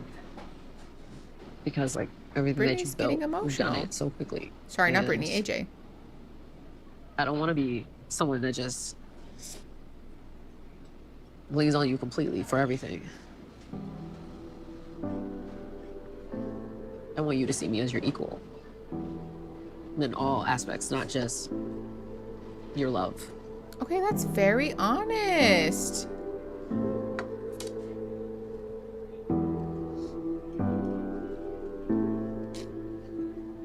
I do view you as such. I think you don't view yourself that way. You're taking that out of me. I just want to be more. Be more. Stop talking about it. Oi. All right, guys. Have the barbecue. Okay, that was a really sweet moment, and then I know, Brittany. That was like such a nice moment of vulnerability, and then we kind of like jabbed AJ in the side.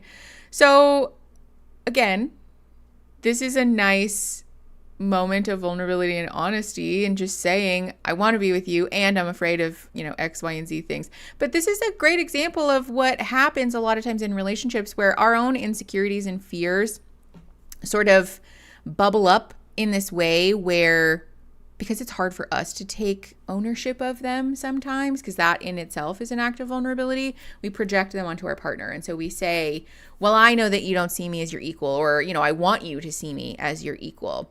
and Brittany to say, like, I do see you as my equal, but we don't feel that way. So we do this thing, right? We project it onto somebody else and ask them to give us reassurance about it so that we can give ourselves the forgiveness, the acceptance, the reassurance that we're too afraid to offer ourselves because we can't even really say the insecurity out loud, you know?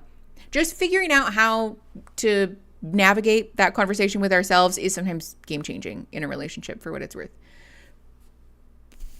Also, can we talk about how weird it is that in every, like, lunch chat, we watch them deliver the food? This is very Netflix and kinetic content being like, see, we feed them. Look at their food. They're eating the food. We don't need to watch the waiter deliver the food every time. It's weird. Bye, Pizza Eggy. Have the best time. I'm in New Mexico because it's so inexpensive out here. Plus, it's gorgeous. And my utilities and internet are all provided through local co-ops that are community owned. That's lovely. Okay, my Apple Watch telling me to stand up is so rude. Also probably true, but still. I know they leave full plates of food. Like, hello? Okay. Anyways. Oh, sorry. Actually, I do want to talk about the Brittany thing. Like, don't say these things to your partner. There's a time and a place for saying if it's a goal that you have, right, then you have to champion it. If you want to do this thing, you got to put your ass in it. And to say it in this way that's like, no, I do see you as my equal. Okay, well, if you want to be my equal, then be my equal. It's sort of conflicting information. Seems like that second statement might actually fuel the insecurity rather than be reassuring. So don't say things like this. I was traumatized in New Mexico. I can't go back. Fair enough. All right, 25:49, pressing play in 3, 2, 1. Put your items right here. Yay. Be careful with the skillet. It's still gonna be hot. Thank you so much. Why do we have to look? I'll ask God sometimes, like, yo, are you sure, God? Like, she not gonna run out on me? Like, tomorrow, she not gonna just wake up and be like, I'm a boss bitch. Like, peace out. I think you're equating my career with how I am as a person, which I'm just a human being. You are an amazing woman. You're everything that I've wanted and everything that I've needed, and I just want us to recognize who we were and what we are for a very long period of time before distractions have came into play. I love you. We definitely cut some stuff out of this conversation. You what are the hell? literally exactly what I prayed for. So, like, living in a world without you is scary.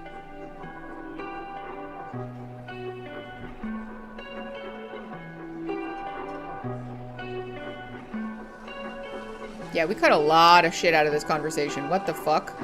Again with the food. With the food. Like, also, I'm so sorry. If I have to watch a couple do this in the booth next to me, like, hello? I don't think we needed to do this at the... Thank God there's no one in that other booth. Can you imagine? I would be like, I need someone. I need help, please.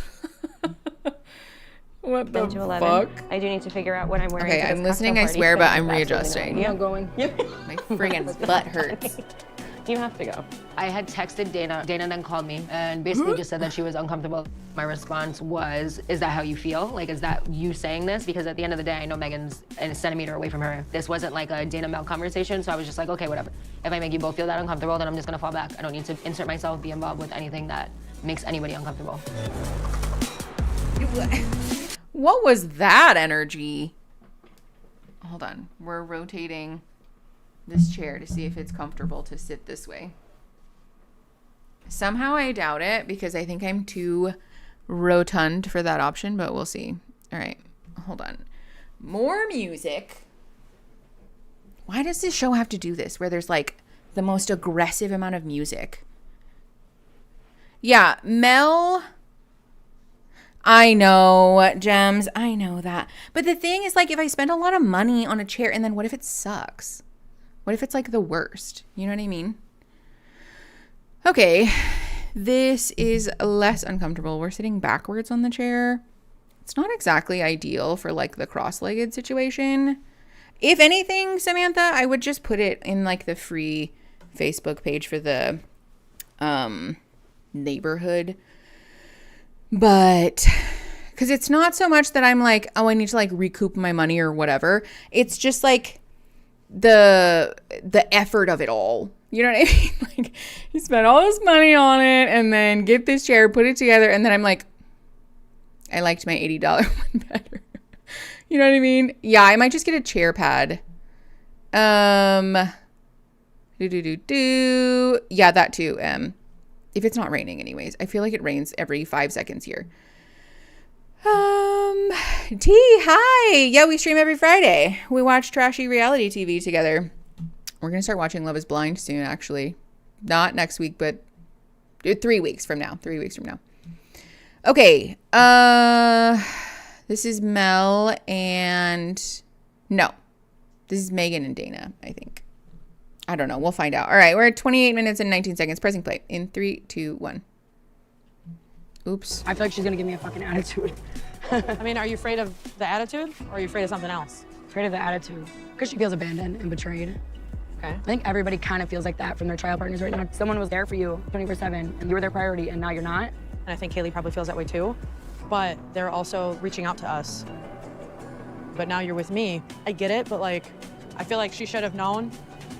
I get it too, but it also doesn't change that you feel, you know? Yeah.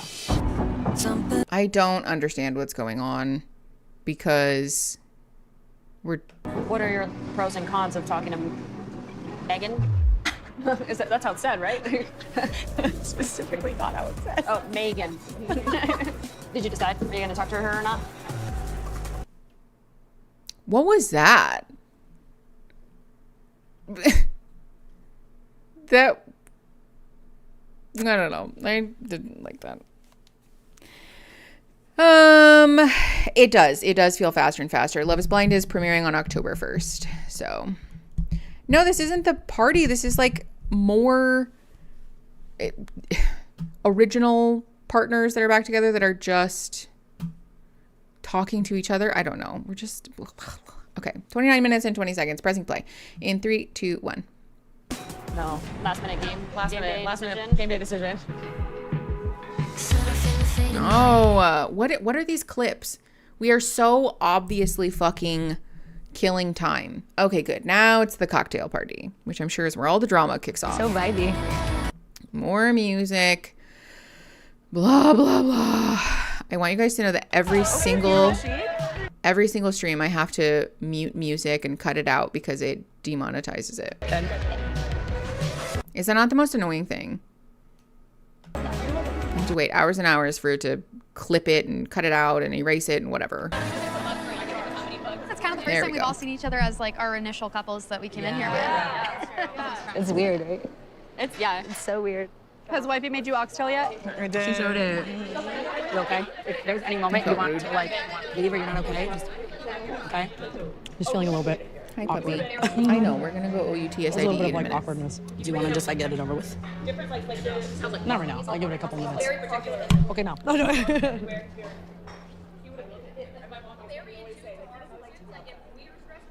I miss your cooking. How are you guys doing? I'm kind of stressed out, to be honest. Yeah, what's going on? It's just been a lot. We kept going on all these dates where we would have fun, but then it turned into literally fighting. And it's like highs and lows. Yeah. I feel like I'm reversing, like giving lows, which is weird. Because, like, I feel like I was just so sure, and, like, I did such a good job of convincing you not to. You were like, don't do it. Yeah, I was with you. I was issued the ultimate. Yeah. You were like, I see your point.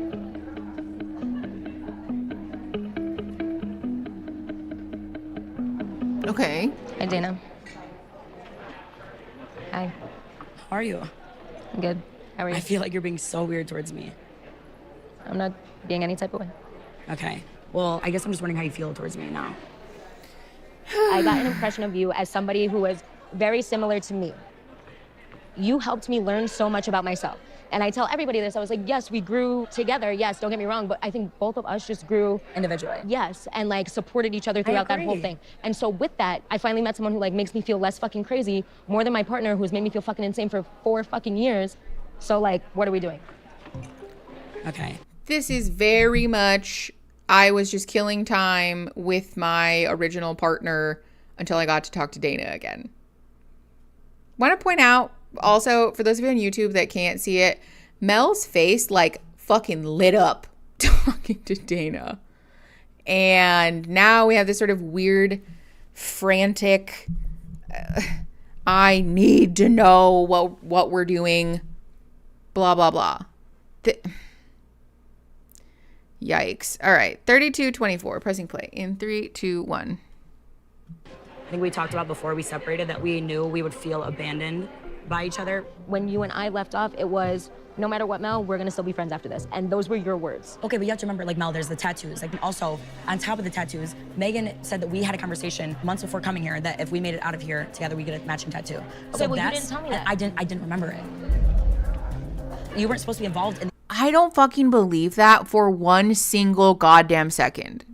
I don't believe that for a single solitary moment that Dana didn't remember. Who doesn't remember that? That wasn't even that long ago. Yeah, we're at 1.25 speed. But also, for what it's worth, this is the first time the show has felt like the dialogue is quick because you couldn't even tell earlier. Yeah, also, we didn't really address the fact that Mel was like, by the way, I finally met somebody who doesn't make me feel crazy because my other partner has made me feel crazy for 4 fucking years. Like, so why are we together then?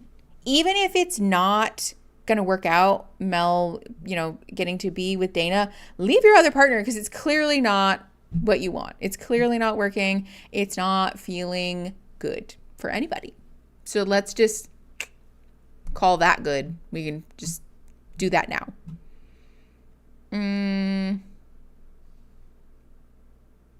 Yeah, well, matching tattoos is also just a choice. All right, 32:59-ish, pressing play, right? Yeah, pressing play in 3, 2, 1. These 3 weeks, you were supposed to be dealing with Marie. I was supposed to be dealing with Megan. We can deal with our shit when we have the time. We may not even end up with these people. What do you want out of this conversation?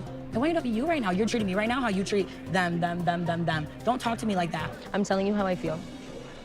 Well, you don't have any patience.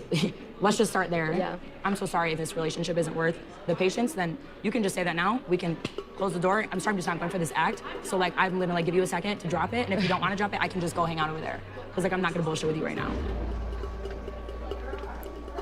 Y'all. I know you ride for me, but I know you also ride for Megan.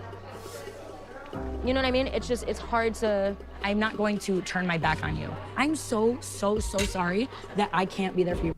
I want to point out that Dana said earlier, Megan, you cannot have a relationship with Haley because I don't find it appropriate.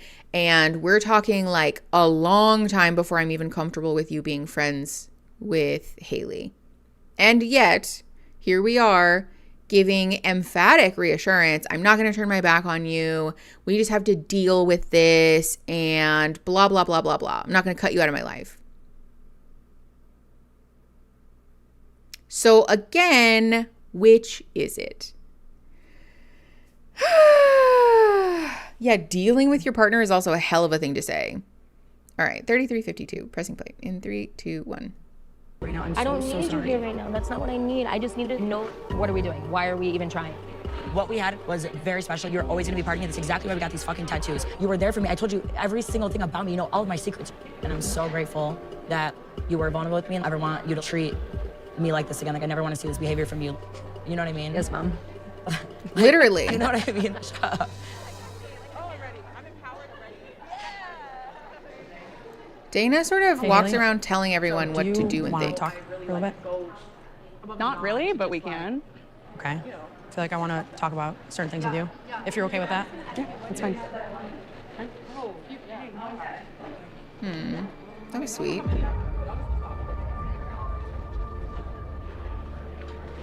Here we go. I feel like when you and I ended our trial marriage, because of like how far we went, Dana was in a very hurt place. I wanted to maximize my time with her and make sure that she was my priority. It felt so jarring for you to cold turkey be like, don't talk to me, just such different energy. I ran into you at the club and I didn't say hi to you. and I hope that you understood where I was coming from, but I also wanted to set the boundary with you. I want you to respect my trial marriage, you know? For you to not even look at me, and I know you knew I was there. I know. And it was like I to can, not I'll tell you even that. look in my direction. You treated me the exact same way that you said Dana was treating you during the first trial marriage. Yeah, I was going to point that out, that Megan had a lot to say about how unfair and hurtful it was that Dana did that to her and yet turned around and did it to Haley and is saying, like, I'm just setting a boundary. The behavior is looking very similar. 33-37-ish, pressing play in 3, 2, 1. I've known Dana for years before this experience. I need to give it a chance, even if Dana and I are not, to like walk out of here together, or if we are, I need to give myself a full chance and at least say, hey, like, I tried my hardest. And I'm so sorry that I hurt your feelings. Like, it hurt me not to say hi to you, but like, it was a choice that I had to make. It was either Haley or Dana, and I chose Dana. That's not true. This is the false dichotomy that people set when giving themselves a write-off to treat people poorly. Yeah, it hurt me too. Okay, what does that have to do with anything? But also, why did you do that?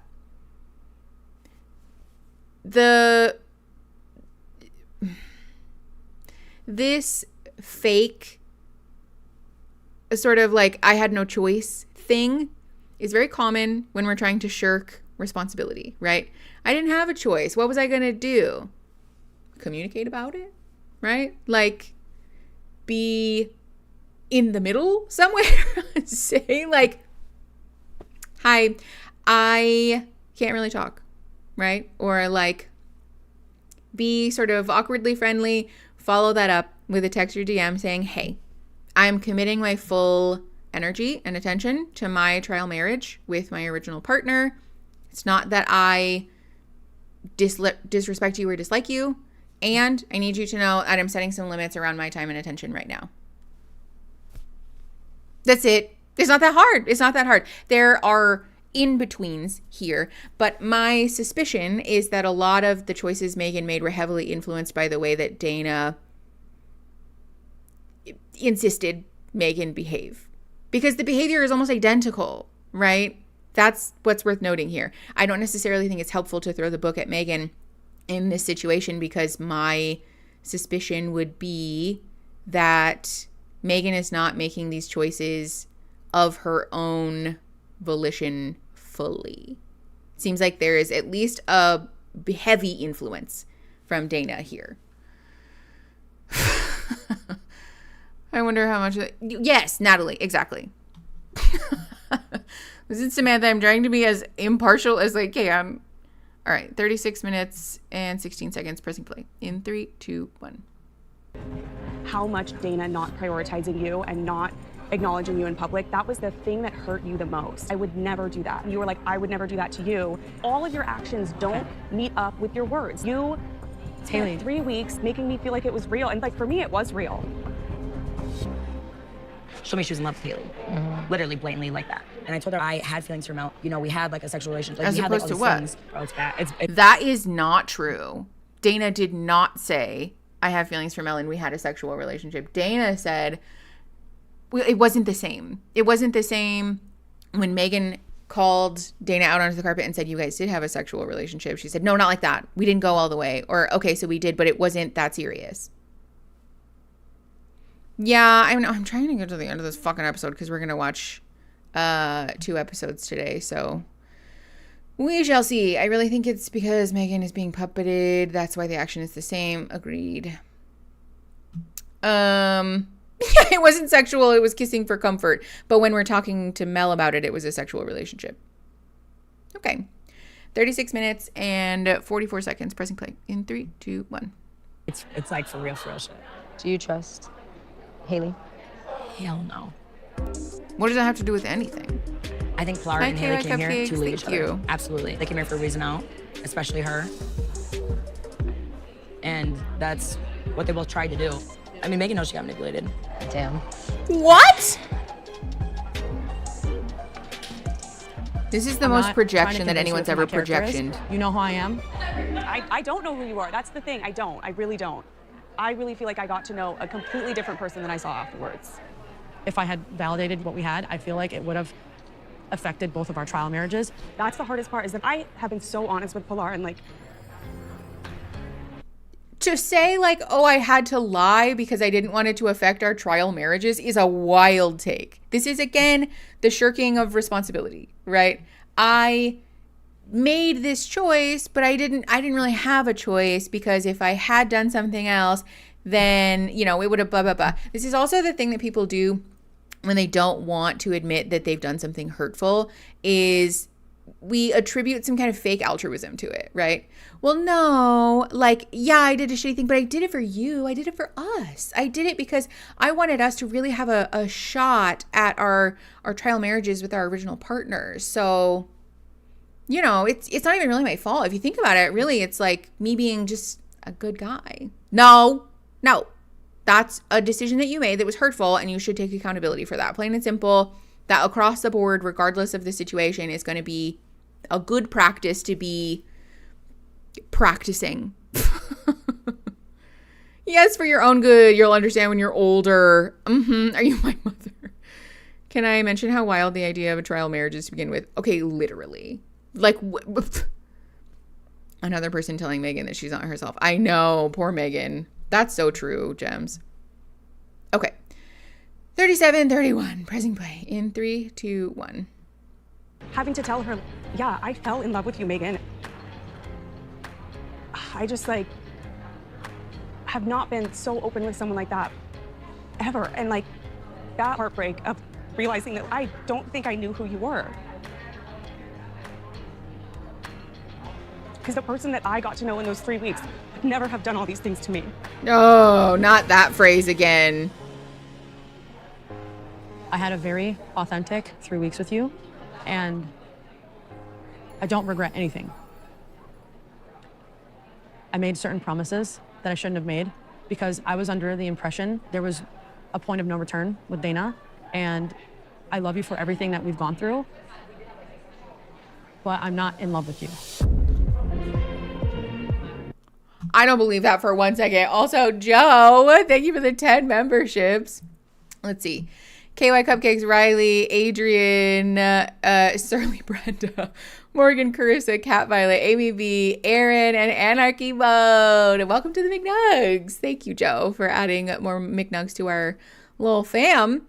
That I love you, but I'm not in love with you thing. Doubt. Don't believe that whatsoever. I arrived late because I had chores this morning, but truly have not missed much as it's just messy always. Honestly, kind of an accurate read. It's just mess. Netflix's signature formula, hot people being messy. I just don't. I also think Megan might need some time to work through her own stuff. I think whatever trauma has taken place in the relationship with Dana has really given Megan some stuff that she probably needs to unpack, because it seems like she struggles to get a good beat on what she really feels, especially when Dana is like poking and prodding. I know therapy for everyone, please. Okay. 38-29, pressing play in 3, 2, 1. I don't know why we would be holding each other crying that like this time was ending. Because it was special. We fell in love. The things that we went through, it's like the backtrack of the century. Did I say I was in love with you? I said verbatim. Multiple times. And when you said it, you looked me in my eyes and you said, I am now realizing I am in love with you. And I said, I am in love with you back. We said it back and forth to each other. You're making me feel like I'm freaking crazy, Haley. You're making me feel like I'm crazy. Stand on your word. If that's what you said and you said that you meant it, I know, mean roll it. the tapes. How hurt I feel now. I just wish you never said it. Not the broken promises lyrics. Oh, I know this is all recorded. Also, shame on the show for not rolling the tapes. Can we just see the footage, please? Just show us. Okay, honestly, I really am about to go back. If anybody has a timestamp, I will go back and we can watch it. Oh no. It's on fire. Oops. Okay, I've done that before. It smells so bad. Like forever, it smells so bad. Okay. Also, I didn't know this. If anything is smoking, it can still very much catch fire. Like, don't just put that shit in the trash because you could start a house fire. You have to, like, fully put it out. Okay. Just more music. Oh, more. If we got married, B-roll. I would want an elegant gold ring with a beautiful diamond. Like a gold diamond? The ring is gold, but then the diamond is a diamond.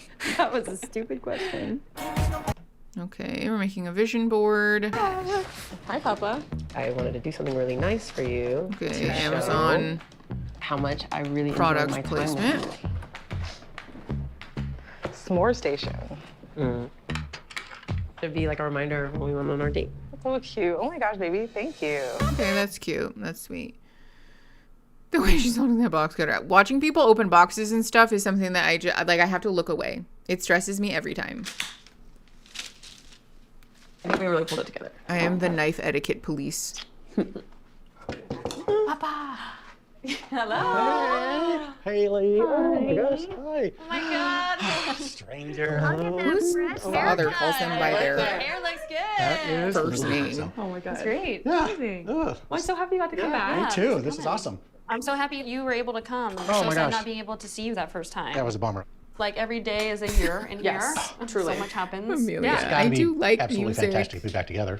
Now, at this point, I think that it has gotten to the point that like it is so when it interrupts nice the to be back with show. each other. I think the first week was so hard. Pilar and I are like pretty open. Like we've shared a lot about like both of our time in our first trial marriages. You know, I was like, there is just this other experience that like I was not expecting. I owed it to Pilar. Melly, I owe it me to too. you to like be honest about everything that like has happened. Why is she standing like she's giving a Megan and I did share that like we keynote? fell in love with each other. Okay. And that was really hard because now Megan has completely backtracked and like that was never true. And I feel stupid. I feel like, what was I thinking? And like, obviously, like I love Pilar so much that like, I can't believe I did it to her. First thing you need to do is I love you. Oh, I just didn't see it going this way. I mean, I'm sorry. No, neither did I. And I know you didn't either. That's a little bit of a Hi, twist. KVK. Thank you. It's really hard to be with somebody as much as you guys are together without having some sort of feelings. And then all of a sudden now she's pulling it back and saying, you were very totally wrong on that. Yeah. She's a just genuine person. It just made me feel crazy. Oh. Just like completely crazy. I just feel like I like read a situation completely wrong. And like, I just have to answer for That's that. not the worst thing ever, that you read a situation wrong. It's hard to know that you put your trust in someone that was so willing to put our relationship in peril just to make her ex jealous. I agree. I just want to make it clear that I'm not just here for Haley, I'm here for you too. Because I love both you guys like you wouldn't even believe. It's crazy how much I love you guys. For me, it's just nice to talk to you about it because I don't Yeah. have a dad to talk about it. So you being here Stop, and talking to that's me about making me things has always meant so much to me. You've meant a lot to me, so I know it's hard and it's weird, but I appreciate you.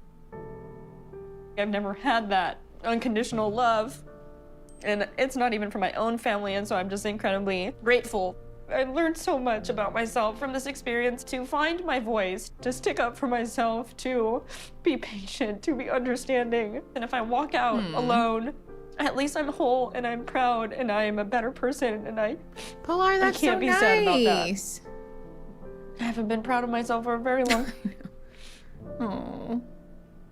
I'm I know this is nice on so many levels because I didn't anticipate that Pilar was going to have like this redemption arc, and it's sweet to hear her talking about the personal growth that she has undergone during this experience, regardless of the way that her family views her or supports her. But also, this is a thing, like, it gets me every time when people's parents support, you know, like their kids' partners, or, you know, like the sort of chosen family thing. The substitute parent thing is always very sweet to me. Oh, Natalie Clutch, thank you. Episode 6, 3530. Hold on, after this scene is over, I'm writing this down so I don't forget. Episode 6, 35 minutes and 30 seconds. Thank you. I know. If this makes me miss my dad, I'm going to call my dad later. My dad gives the best hugs, so I'm sure if I asked him, he would send you guys hugs in spirit also. He's a big, giant hulk of a man, and he gives the most comforting dad hugs. Okay, we're not going to cry about it. 45 minutes and 17 seconds. Pressing play in 3, 2, 1. It's not what I thought I was coming into. We don't talk very often about our feelings. We both know that, and that's good for us to be able to do this. Yeah. If we can make it through this, we can make it through anything. That's what I'm thinking. This is the hardest thing we ever do, right? Okay, I know this is very sweet. It's nice that Pilar is having a little redemption moment too. Okay. I'm proud of what we're building now. I think what we're building. Pause. Episode 6. We're going back 35 minutes and 30 seconds. We'll come back to this other episode, obviously, but I am just a hater. Let's watch the original footage. All right, 35 minutes and 14 seconds. Pressing play in 3, 2, 1. It could never happen. I want the same for you. Like, I want you to live the life that you want to have, you know? But it's like, you know, people fall into habits and just patterns, and just like, before you know it, time is ticking.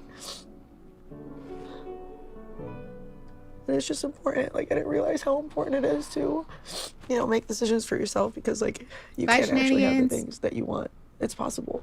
Like, this is proof.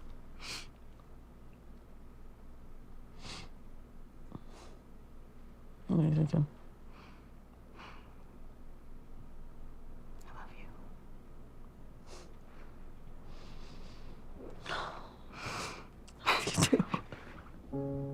Okay, so they didn't say I'm in love with you.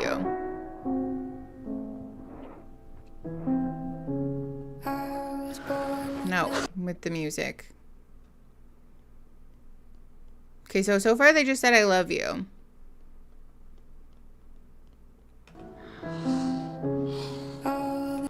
Okay, with the music. We're just like teary cuddling. More music. I just didn't expect this. I just feel like we've like seen each other in like ways that like neither of us have felt seen. And it just feels like things will never be the same. We went backwards to watch episode 6. This is a trial marriage between Megan and Haley. It's like one of the first times in my life to feel understood. Dude, that's rough.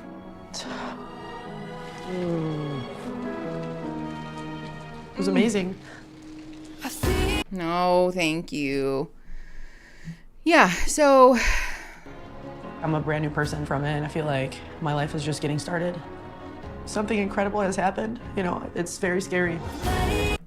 All right, so yeah, we don't have any footage of them saying I am in love with you, but we do see them in a very like,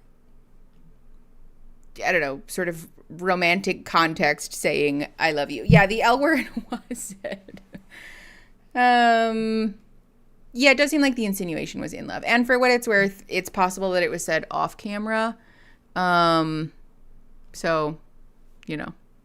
Okay, 45 minutes and 54 seconds. Press and play in 3, 2, 1. A strong foundation. Like, if my parents can understand that, I think that would be a great start. I talk about you a lot to my mom, and usually she'll be like, yeah, you know, one day, you know, you're gonna marry a guy, like the best guy. One day you're gonna have kids, right? Today she said everything but the guy. It's the first time I ever heard her say that. My mom doesn't have bad intentions. Sometimes I feel like on her worst days, she wants to scare people away. So she'll act out a little bit, but I'm not willing to tolerate that. I hope they don't think we're a joke now. Well, my parents had their problems, so they are not the ones to judge. Yeah, just was a lot easier when we had like, such a good relationship. We were so proud of what we had. If we were to get engaged, do you think they'll come to our wedding? The only way is if they have a good bond with you and your family. They don't have to be like besties, but like I want them to get to know each other. I agree. I think just give them a different perspective.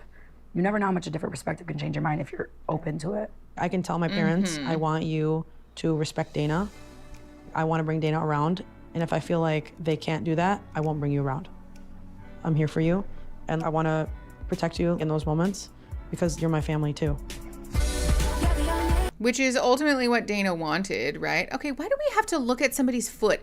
Somebody at Kinetic Content has a problem with foot content, forcing us to watch foot content. There's just so many things out of our relationship that I'm not getting.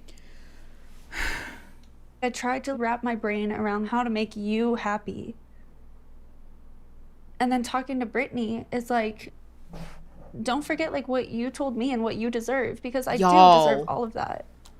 It's not fair. Yeah, I guess you're being robbed of stuff by being with me.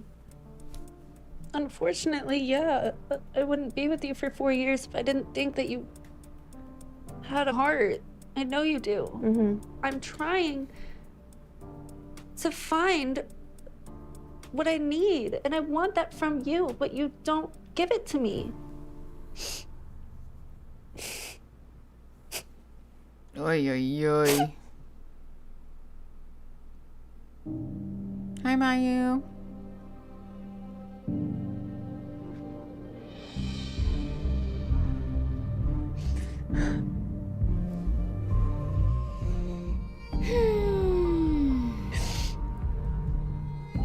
These two have pretty consistently spent their time in their trial marriage being upset. I don't ever want to make you sad.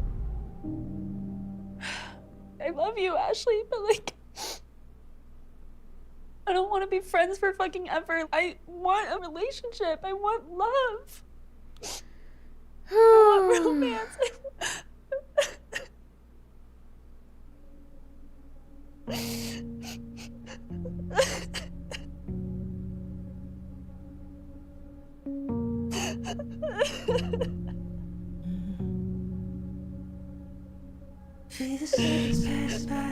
Okay, with the music. This is just sad, honestly, because it seems like both of these people are very aware.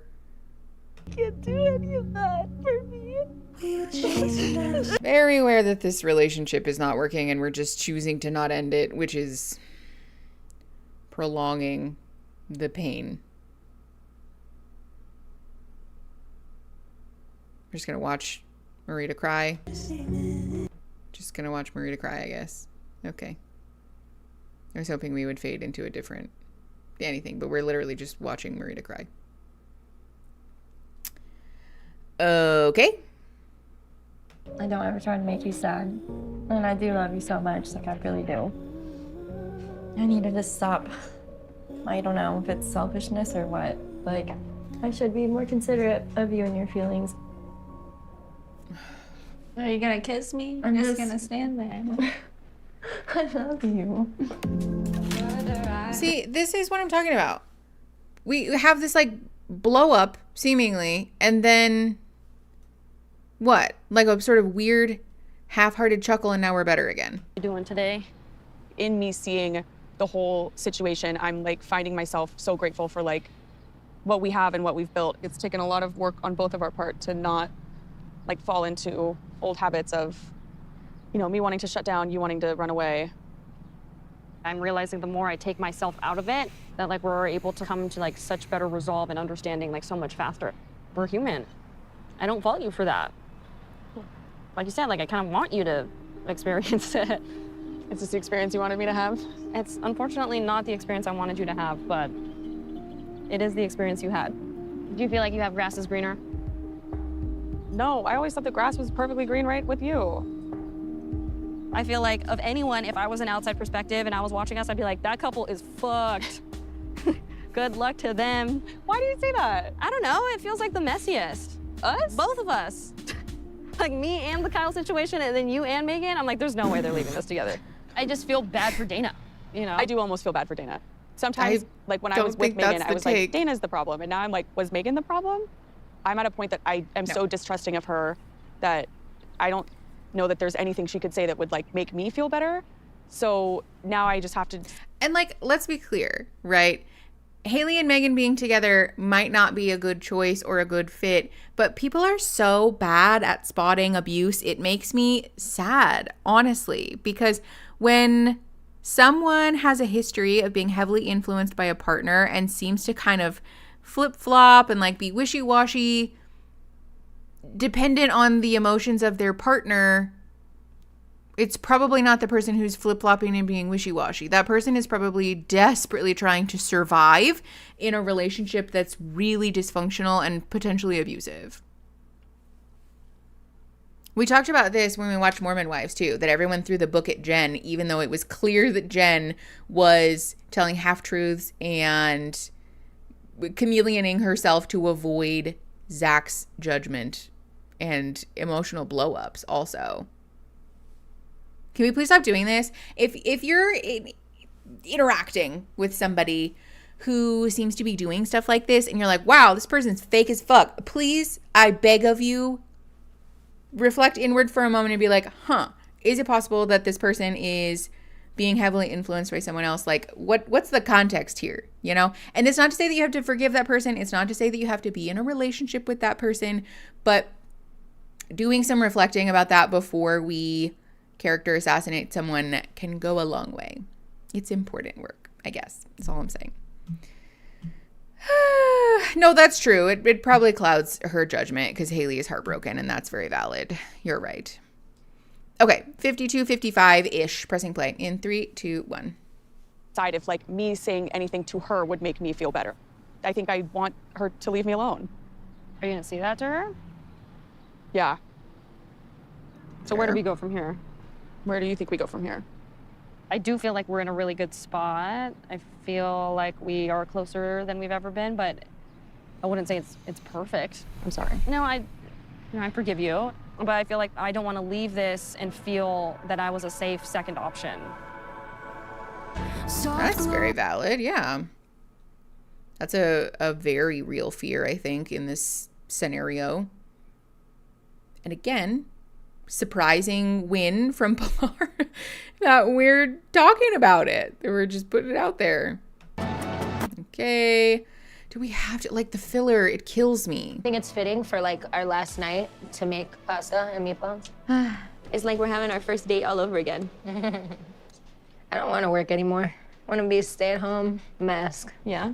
Well, if you're a stay-at-home mask, then that means you need to have somebody who works. Are you hinting at something, or? No comment. I see you smiling. So how are you feeling with Ultimatum Day coming up? I know, Totally like, I'm the not ultimatum forced issuer. whatsoever. So I'm trying to be very present right now. Is this the last time I'm gonna have Sunday sauce? Yeah, that was a thought I had as well. Maybe we can just cut to the chase. Do you tell me what you're thinking? Watch the raw meat that's the thing, being honey. squished. It switches by the moment. Love that for me. Did Mel just say it I feel like I've switches learned by so the much moment? about you that I didn't know before. As far as I am concerned, Hold on, rewind. love that for me. Maybe we can just cut to the chase. You tell me what you're thinking. Well, that's the thing, honey. It switches by the moment. Love that for me. First of all, what does that have to do with what you're feeling? If your feelings and your thoughts are switching by the moment, okay, please say more about that. Then you just have a lot to say, actually, so just say that. I know the cats on the counter thing, I'm not trying to judge nobody, but couldn't be me. I don't want my cats and their shit rakes on my fucking dining room table, on the counter. No. As it is, they sleep on my pillow and I have to lint roll it and wash it all the time because it just, yeah. Also, yeah, honey it did feel a little passive aggressive. Well, they are. They're little shit rakes. Their little feet are gross. I love them so much, but they have litter and cat pee and cat poop traces on them. Listen, we've already established that I have like my own stuff about trace amounts of poop, especially just like, this is also why I hate when people fart around me. It stresses me out. Okay, I couldn't keep my cats off the counter if I wanted to. Valid. Yeah, we're lucky that our cats are less, I don't know, insistent about that. Okay, 54, 53, pressing play in 3, 2, 1. I feel like I've learned so much about you that I didn't know before. As far as I am concerned, you need to trust me when I say I am confident in what I want. And I know I wasn't like that before. That's not how it works. But wholeheartedly, I very much feel that way now. Marie. If I say something's okay, you have to believe it's okay. She doesn't have to do You know? anything. Yeah. This happens a lot with like mental illness generally. When we tell somebody like, you just have to believe that it's all going to work out fine. You just have to be happy so that you're not depressed anymore. It doesn't work like that. It doesn't work like that. That's not how mental illness works. Telling somebody you just have to believe me when I say that I'm safe and secure and therefore you'll feel safe and secure is no different than telling somebody you just have to will away a mental illness or a physical illness. These are the same people who say if you pray hard enough, you won't have a chronic illness anymore. That's not how it works. That's not how any of this works. Manifestation nonsense. Yes. All right. 5528. Pressing play in 3, 2, 1. That's so elegant. Yeah. Baby. You can tell me how they are. You want me to describe the Touch balls? them with our fingers. No, not funny? No more one. Should we embark on separate paths? I think that you should always remember that you are able to do literally anything you put your mind to. I hope you keep this confidence that you found, you know, confidence in who you are and what you want. This is a breakup and just know conversation. That, like, you are this amazing, caring, nurturing, like, person. And don't ever let anyone take that away from you. It's like literally when you walk in the room, like the room is brighter. People are just excited to be around you, happy to know you, wanting to be part of something with you. And I think not many people can do that in this world. That's a goodbye if I've ever heard one. Please tell me that Marie picked up on that, right? Because it's very much giving see you never. I know the kitty hug was really cute though. So gay, All the but pets whatever. This season are like sweet. I always used to watch Fast and the Furious. How they would have the like little backyard barbecues, and everybody would come, and they would like cheers to family, but like nobody was related. It was all like chosen family, but like it was the most family ever. They like did everything for each other, and that's like how I want my life to be. That's what I would want. Yeah. I don't know why. I'm so nervous. We both did things that are like fucked up. I get it. Like I know I've made mistakes too. I wouldn't be surprised if like there was things that you couldn't get past. I don't think about it in that way. I think that like this is a very once in a lifetime experience, and just understanding how much damage it did to us. We're obviously both pissed off. We hooked up with our trial partners. We now know how hurt we both are from this experience, and I don't think that we will ever like dabble in that. It's not like you just hooked up with a random girl on like a drunk night. Why? Megan, the whole relationship like love for someone. Dana literally gaslighted Megan into coming here. She literally browbeat her into this whole thing.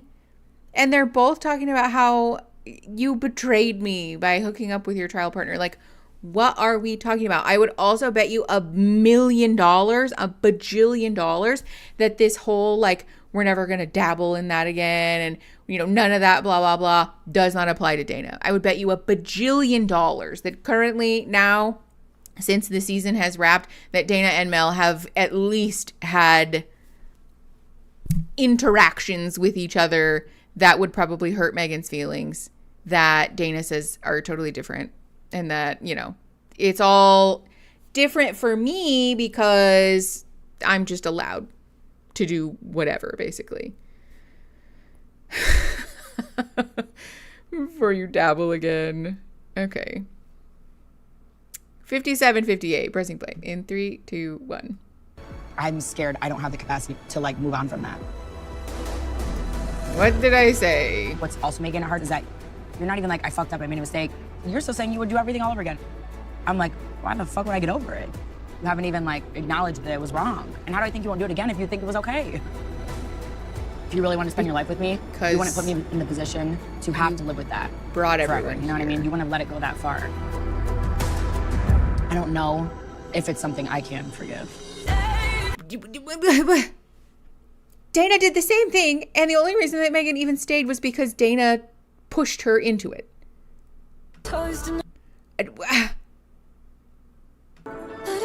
I literally cannot deal with the hypocrisy. Okay, we're gonna take a quick break now that we finally finished that episode. It is 2:39 my time, so we'll just be back on the hour, like maybe a few minutes before the hour. So make sure that you go hydrate, get a snack. I'm going to take my pets outside so that they'll do their business. And then we'll be back in like 15-20 minutes to watch episode 9, which is Ultimatum Day. This is like the last episode because the one after that is the reunion. That's what it's called. Okay, I'll see you guys in a minute.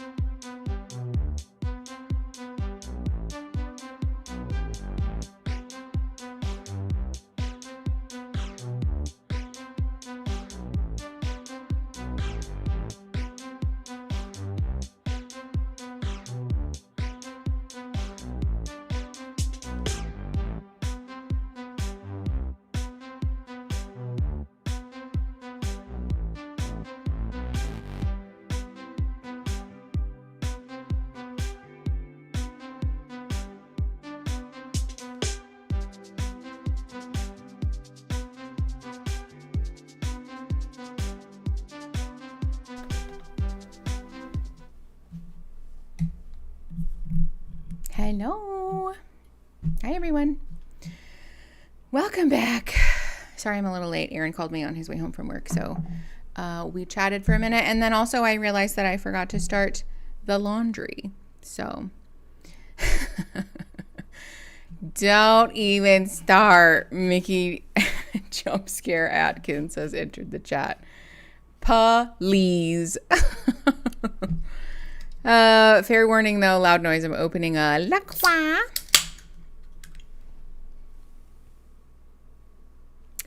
Show of hands. Raz Cranberry.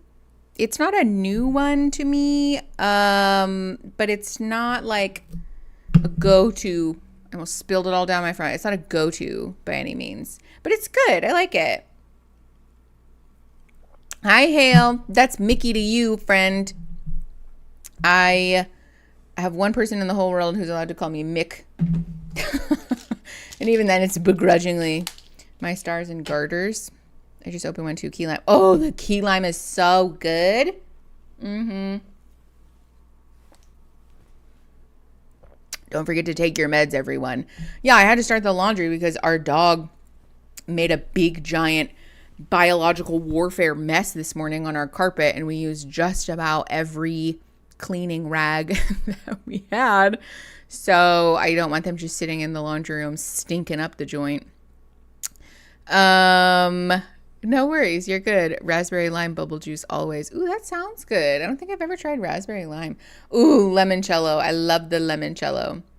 Meds with sparkling water is the only way. Meds with like anything that's not flat water is the way.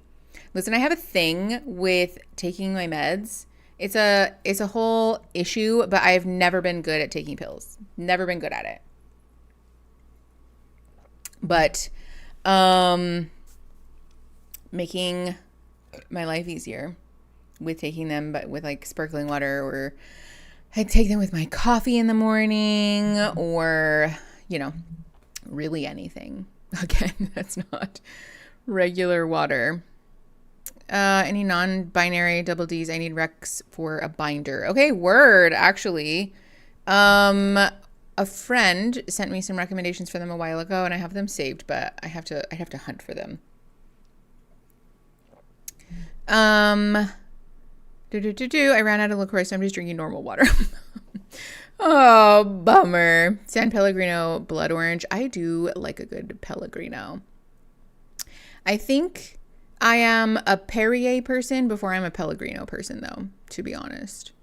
And like LaCroix above all. I am a LaCroix person. I know that some people like the Spindrifts or whatever, and bubbly. Listen, I'm not really a bubbly. It's like fine, I'll drink it, but it's not my fave.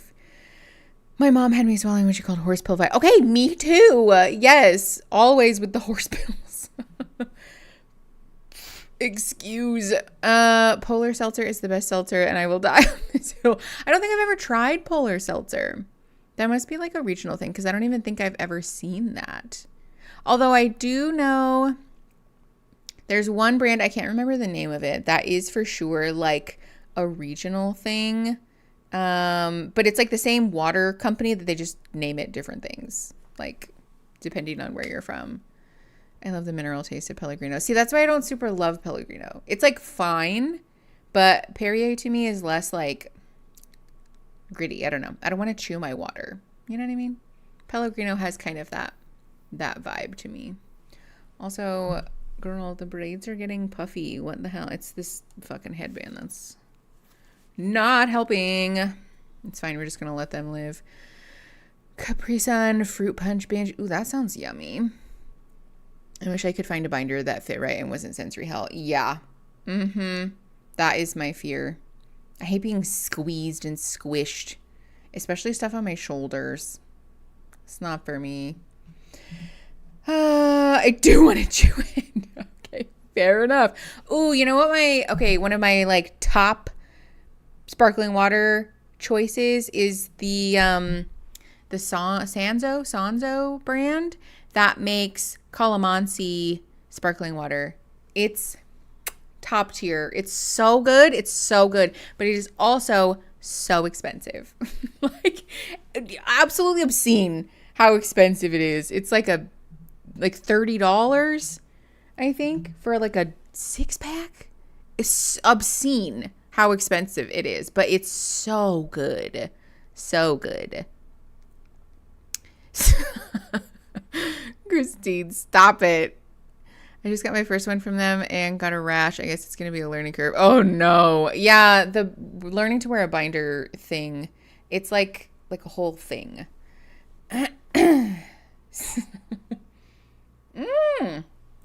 Topo Chico. Who could forget? Topo Chico. Love, love, love. Okay. Let's get into it because we've got episode to watch. Hold on. Are these on? Is this thing on? Nope. Now I just turned them off. It's because the show is muted. There's so many buttons that one has to press before it is time. Also, hold on.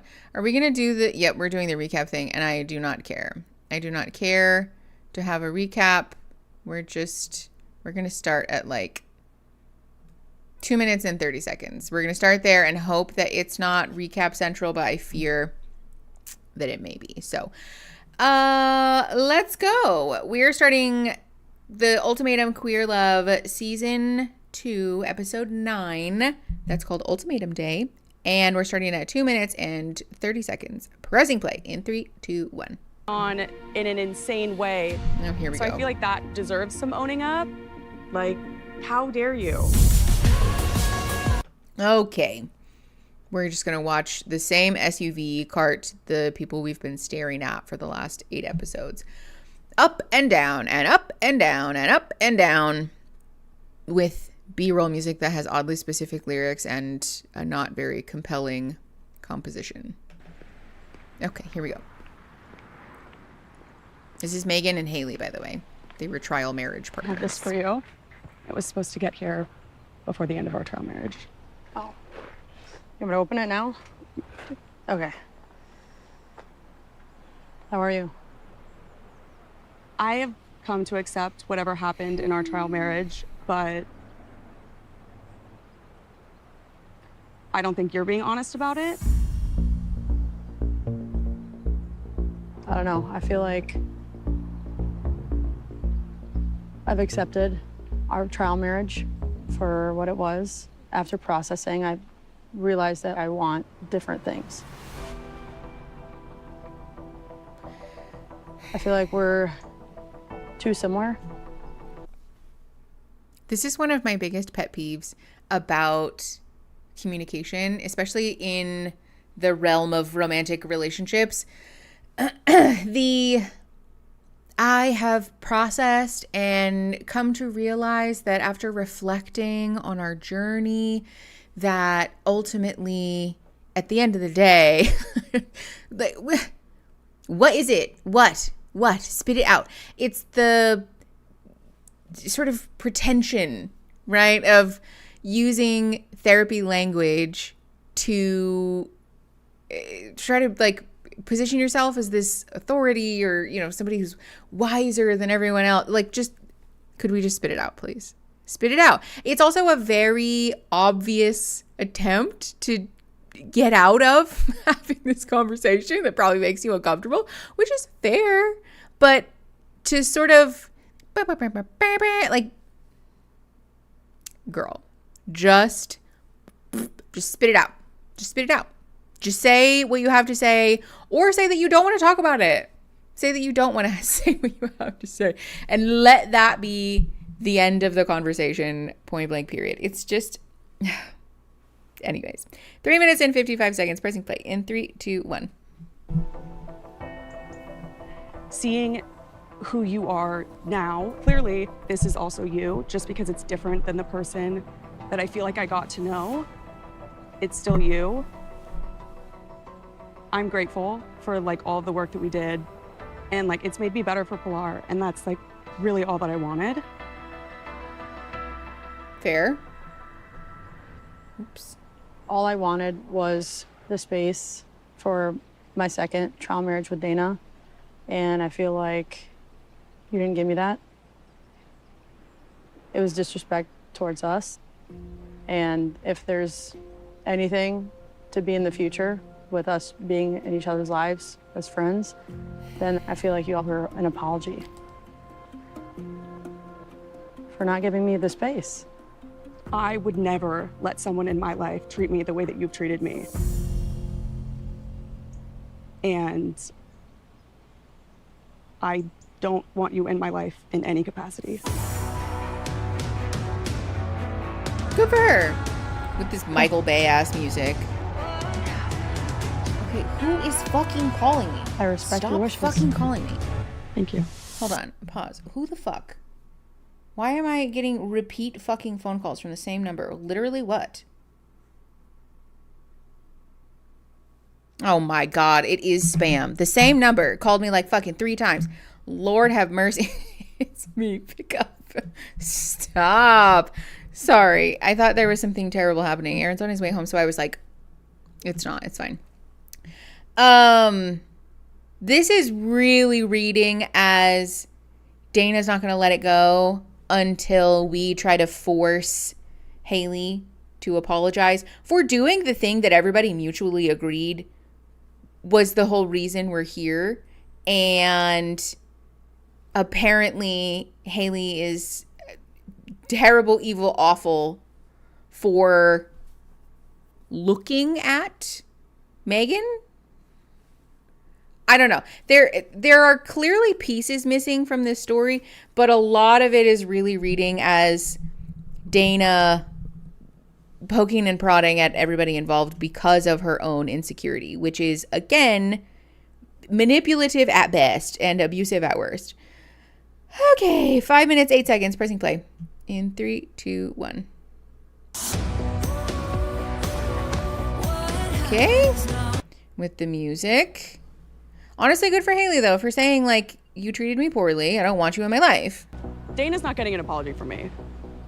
I think that it's really clear in the way that Megan is talking now that these are words that Dana wants me to hear, not that Megan wants me to hear. Yeah. Megan is trying to take everything that's happened and spin it to be a certain way, spin it to be that, like, I've been disrespectful to her. And I'm like, what could be more disrespectful than going back on, like, everything that she told me for 3 weeks straight? Like, That's I'm fair. really not surprised. I think that this is who Megan is. I think Megan is being manipulated, but, you know, fair enough. At this point, I really have 2 options. I can walk out of here engaged to Pilar, or I might walk out of here single. That was the most obvious, like, hey, we need you to say this thing. Can you just really quick, just into your mic? Hold on before we take it off. Okay. Would you react to Love's Blind France? There's a lot to say about the season. I do want to. The ultimatum. I feel worried. It's like a maybe and. I'm emotional. I'm good. I'm a gangster. I got this. I'm putting my heart in someone else's hands. And that's a weird feeling. Usually I'm more in control, and I feel like I don't know what to expect. With the music, why do we have to sensationalize everything? Like, please, let's just emotions right move now. along. Can't really eat. Just really trying to push through today. Not good. Brittany is literally a catch above all catches. She is that boss bitch, but most of my hesitation comes from the insecurity of her business coming first. And I want to reach things that Brittany has already attained. I think maybe I'm just scared that one day you'll wake up and you'll know that you can do better. I just want Literally to be more. another voicemail. Be more. Stop talking about it. I love you. Right, because that's how it works. I still cannot get over that was Brittany's response. Overcome her fears. I've showed up with who I am. I've reassured her. And the ultimate, I love you, is marrying me. Okay, but that's not... It's very one-sided, that take. Like, AJ needs to get over it so that I can get what I want, which is to be married. The word does not exist. It does. The weight does not amount very much does to any other pressure that I've ever been under.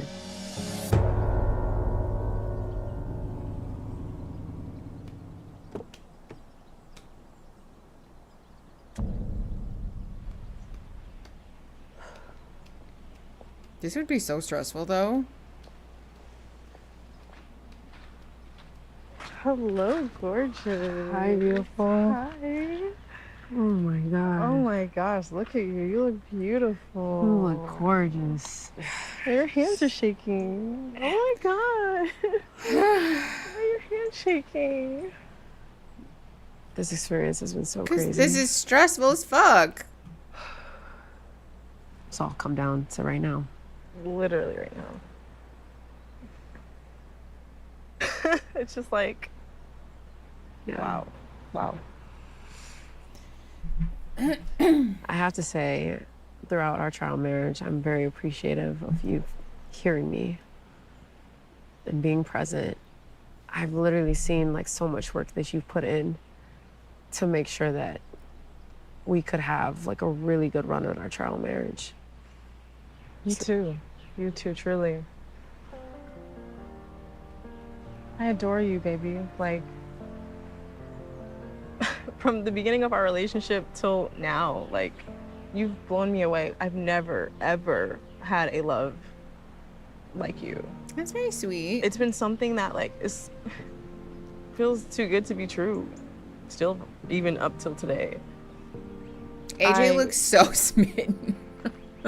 You brought tissues? Just in case. That's great, great, great. Thank you. A whole pack, too. But truly, like, nothing literally compares to you. Like, no matter what disagreements, like how many times we may clash or maybe not even see eye to eye, like, it doesn't matter because I just know the person you are at your core is someone I always will fight for and I always want and I always will ride for and do anything for. Like, Punky, thank you for the 10 memberships. You bring a light out of me that... Pause. Val Onion T, Nicole S, Alex Gray, Courtney Stalls, Balonga, Elomi May, and May. Oh, wait, hold on. Dr. Ninja Bunny and Aaron Carter. Excuse. Welcome to the Big Nugs. Or welcome back for some of you, I think. Thanks, Pumpkin. Yeah, I've seen some people, hold on really quick. I've seen some people in Discord chat talking about Brittany's sort of never-ending discussion of her business. I guess like it's a med spa or a vitamin company or something. I don't know. And the suspicion is that we went on the show to promote the business with the ultimate intent of choosing each other at the end and blah, blah, blah, which is not surprising, but still disappointing.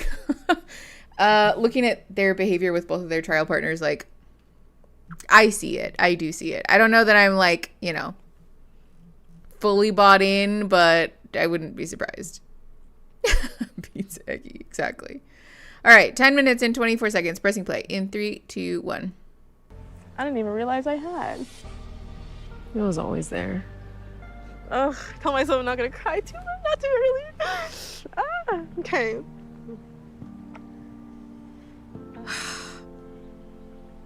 It's crazy that the ultimatum has come to turn. That was the most show-provided line I've ever heard. Coming into this. And I put myself there because I didn't feel like a priority. I didn't think that I would be a priority over your business. There it is. I saw us not having more and more time together. It was less and less. It's been hard for me to come up with the words to say. Layla, thank you for the $1.99. What a cute little sticker. Thanks for being here.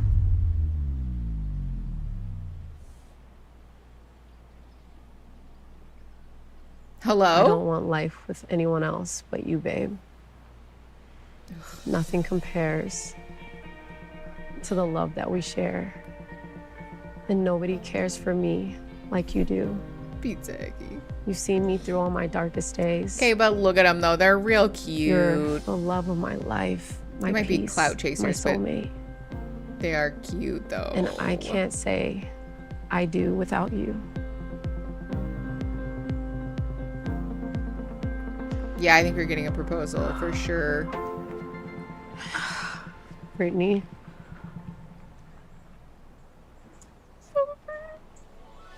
Would you do me the greatest honor? This is on 1.25 speed. Yes. Unless I slowed it down again. Yes, baby. Oh my god. Oh, Brittany's like fully ugly crying. Yeah, it's at 1.25. Like the pause on regular speed. Oh wait, the music. Oh my god. The pause on regular speed would have been 3 to 5 business days. Truly. I know they seem genuinely really in love with each other, which is cute. This isn't real. No, not at all. Don't worry, stream's gonna be copyrighted all straight to hell anyways. Oh my god, this is like the wildest dream and it came true. I'm so elated right now. I just love that we're like, I never saw this coming. Oh my god, this is crazy. As if this wasn't literally the plan. It wasn't literally the ultimatum. It's cute, but also. Do you know why? I know okay. why. The moon is too close. Okay. I truly see the value in like ultimatums. I know like I gave it to you, but like even for both of us, I feel like we both grew in a way in our relationship that we wouldn't have if we didn't go through something like this. I feel like we like fell in love again, all over again. All over again. This is what I want forever. Okay, like, let's be clear. Ultimatums are complex and generally not a practice that is going to be not a practice that I would endorse, like from a clinical perspective. Couples therapy would have been much better. Would have been much better, I feel. Probably would have solved a lot more and been a lot less dramatic. Ultimatum receiver. I came into this with a lot of fears. I didn't realize that I really had still a wall up against Haley. I think it's just my way of defending and protecting myself. But now my mentality completely changed. I am noticing a lot of differences in Pilar and pleasantly surprised with how much she's willing to work towards finding our way back to each other instead of just cutting things where they are. The fact that this is 1.25 speed is so much that I learned from my wild. first trial marriage. I didn't realize how much I've been festering over my parents and childhood stuff that I can move on from if I simply let go and forgive them without necessarily having that reconciliation with them. Just let your parents work through and like know that yes and their also love no. is still holding you up. Okay, with the music. It is sweet. Tell her that she shouldn't be with me because I fell in love with someone else and set her free. Oh, okay. There was a lot on the line. This is so unnecessarily dramatic. The life that Haley and I have built over the past decade, and this decision will change the course of our lives forever. Yes, that is true. But also, like, imagine having this dramatic of a dialogue with somebody before being like, I think we should break up. Or like, hey, I love you, let's just stay together. Like, either just, can we just do it or don't?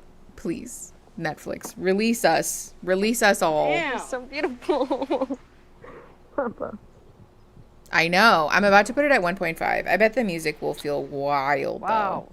Oh my god, that dress looks so good. Thank you. Did you know it was this dress? I totally forgot about this dress. You look gorgeous. You look beautiful. Really excited to see you. How was seeing Megan? As expected. The final thing I really wanted to say to her. Hold on. Does anybody have objections to me putting it at 1.5? We normally hate it, but I'm just curious because I feel that this is taking forever. Literally forever and ever and ever. I wish we could put it at 2 times speed. Okay, I'm going to put it at 1.5, and then if y'all hate it, y'all are pretty good at letting me know. So I wish I could put it somewhere in between, but we cannot. So, okay. Was like, I don't want you in my life in any capacity. That's too fast, though. Oh, yeah. I feel like all that doesn't even matter. It's a little. Yeah, I appreciate you. And giving me the like time and space to figure that out. It was definitely not easy. It hurt to see you hurting about someone else. They do sound like I a think this cartoon a experience, little. like as challenging as it was the best reminder of like what we have. You know, I feel like I almost lost you. This experience has forced me to really stop being afraid. I was focused on the wrong things and trying to prove myself to people that don't matter. I don't know how to express to you how much you meant to me over the years. I don't think I say it enough. Oh. You're my best friend before we loved each other. And we've grown closer and closer together, not through complacency or time, but through hard work and crying and forgiving. I choose you, and it's always been you. And I'll always choose you every day for as long as you'll let me. I know, this really isn't that bad. I think that that's like what's been so beautiful about like these last 3 weeks together is I think this really has felt like a marriage. And to like see what that would look like is the ultimate taste that I'm like, I can't not have What more, does that I feel. mean when people say that? Like, felt like a marriage in the way that I... Okay, we're proposing, Will you I marry guess. me? Every day. Okay, well, that's cute. At least that proposal didn't take 100 years. Haley and Pilar are engaged. Some of the sentences still seem like normal speed. I know. Oh my God, it's beautiful. I'm shaking. Now when we slow it back down, it's going to be snail pace. It is exactly what I wanted. I choose you, and it was always going to be you. It's so cute. Okay, little selfies. Cute. Oh, we're FaceTiming Haley's dad. Thank you. That's Love cute. you. As unexpected as it could be to like fall in love with someone else, it never changed the love that I had for Pilar. Pilar did such an amazing job, like making me feel safe and prioritized and like heard. It was distinctly different than the last 10 years. I think that's been the most beautiful thing is like that we are so open to just like continuing to grow together. Cute. Love that for them. I'll be honest, I blanked out a little bit for the last part of that explanation because it just feels like the same fucking thing that everybody says, but they're happy and we love that for them.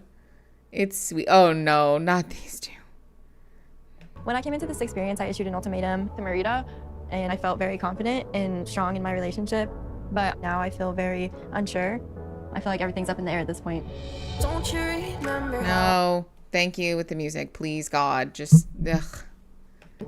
Extremely scared because I don't want to lose the person that I love. Broken to pieces. The fact that Marita sounds normal speed. Got on my feet. I'm having a really tough morning. Welcome back to the new. The fact that Marita is talking in normal speed now is wild. Brittany, there's so many highlights, and I can't even pinpoint one.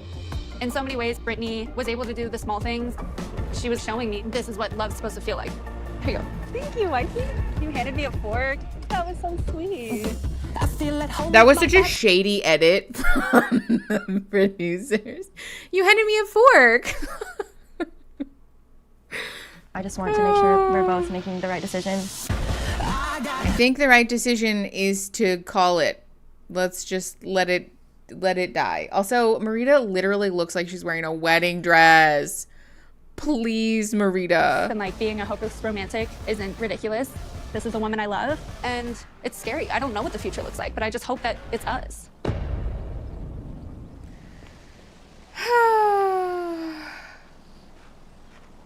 It's a lot of white dresses. I feel like probably heavily encouraged. Kitty! Cat cam. Oh my gosh. It's a beautiful dress. So pretty.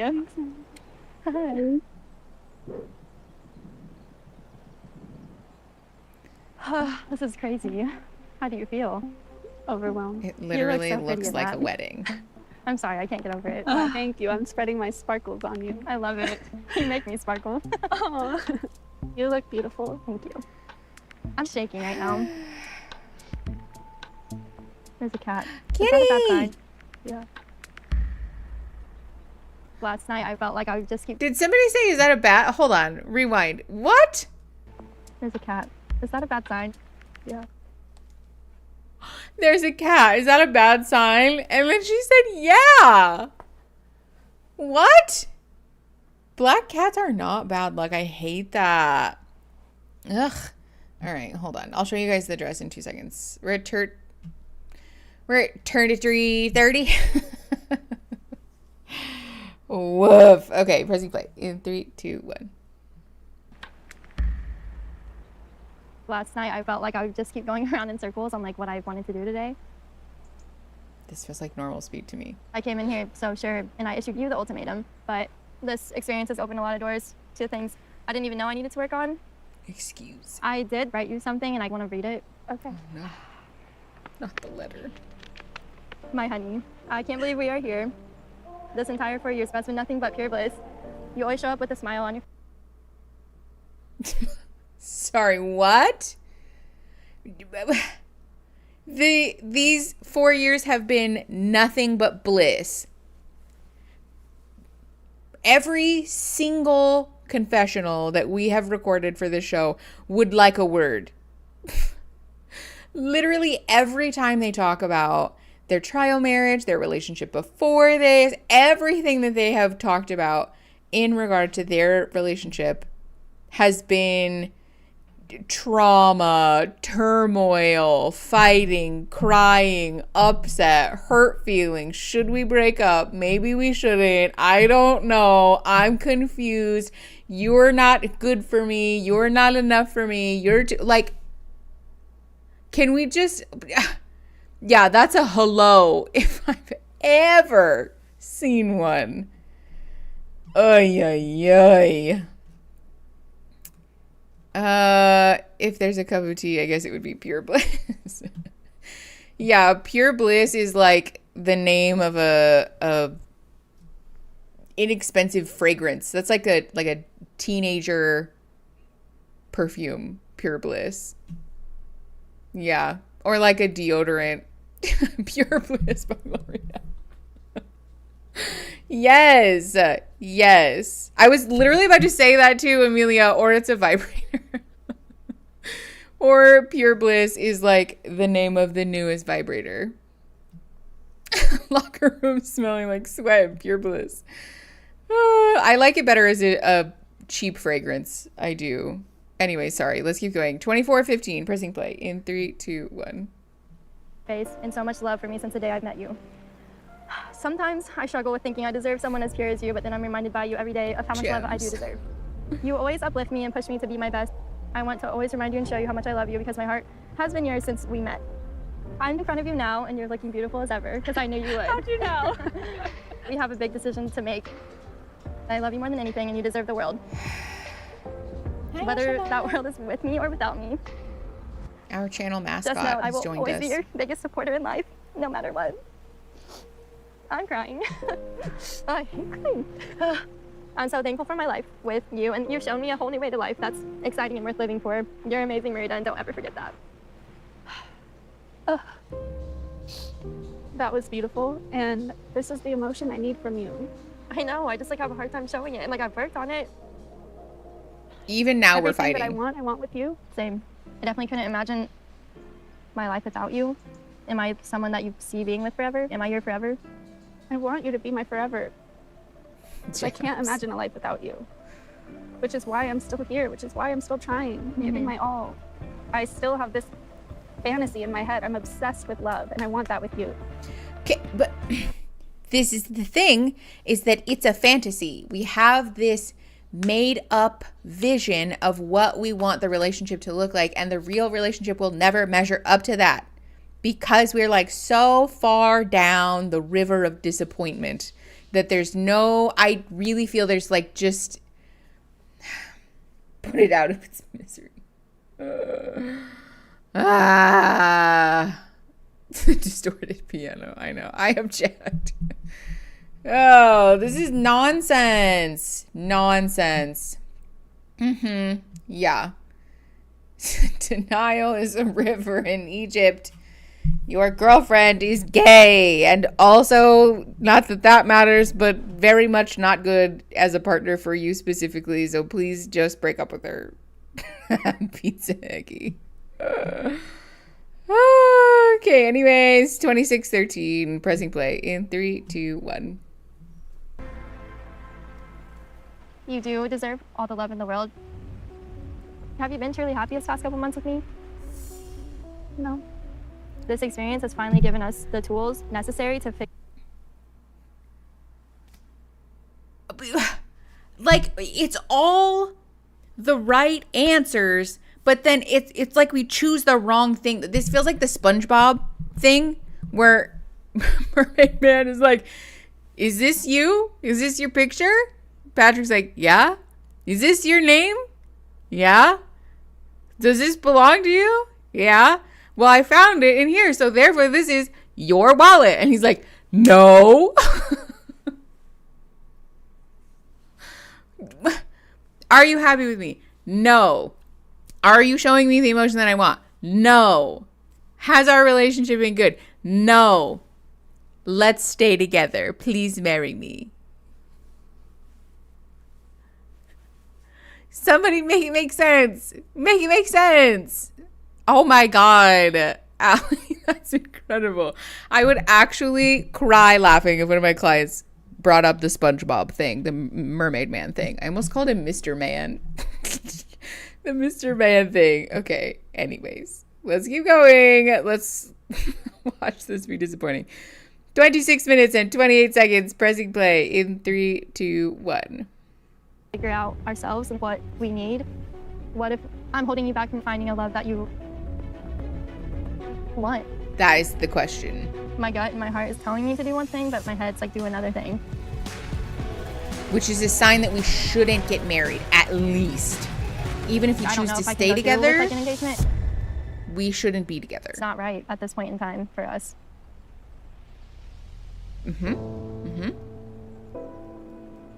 When I've been thinking about this moment, I was ready. So if you were going to commit to me and ask me to get engaged to you, I was going to say yes. But then you took it away, so. Took it away? It's not a toy. I think Marita is so... Well, I guess I'm ready to leave here. You're not even going to hug me? Ashley, I don't want to lose you. I don't. I think we should be prepared to. Yeah, good for Ashley. I think it's the right choice. I love you.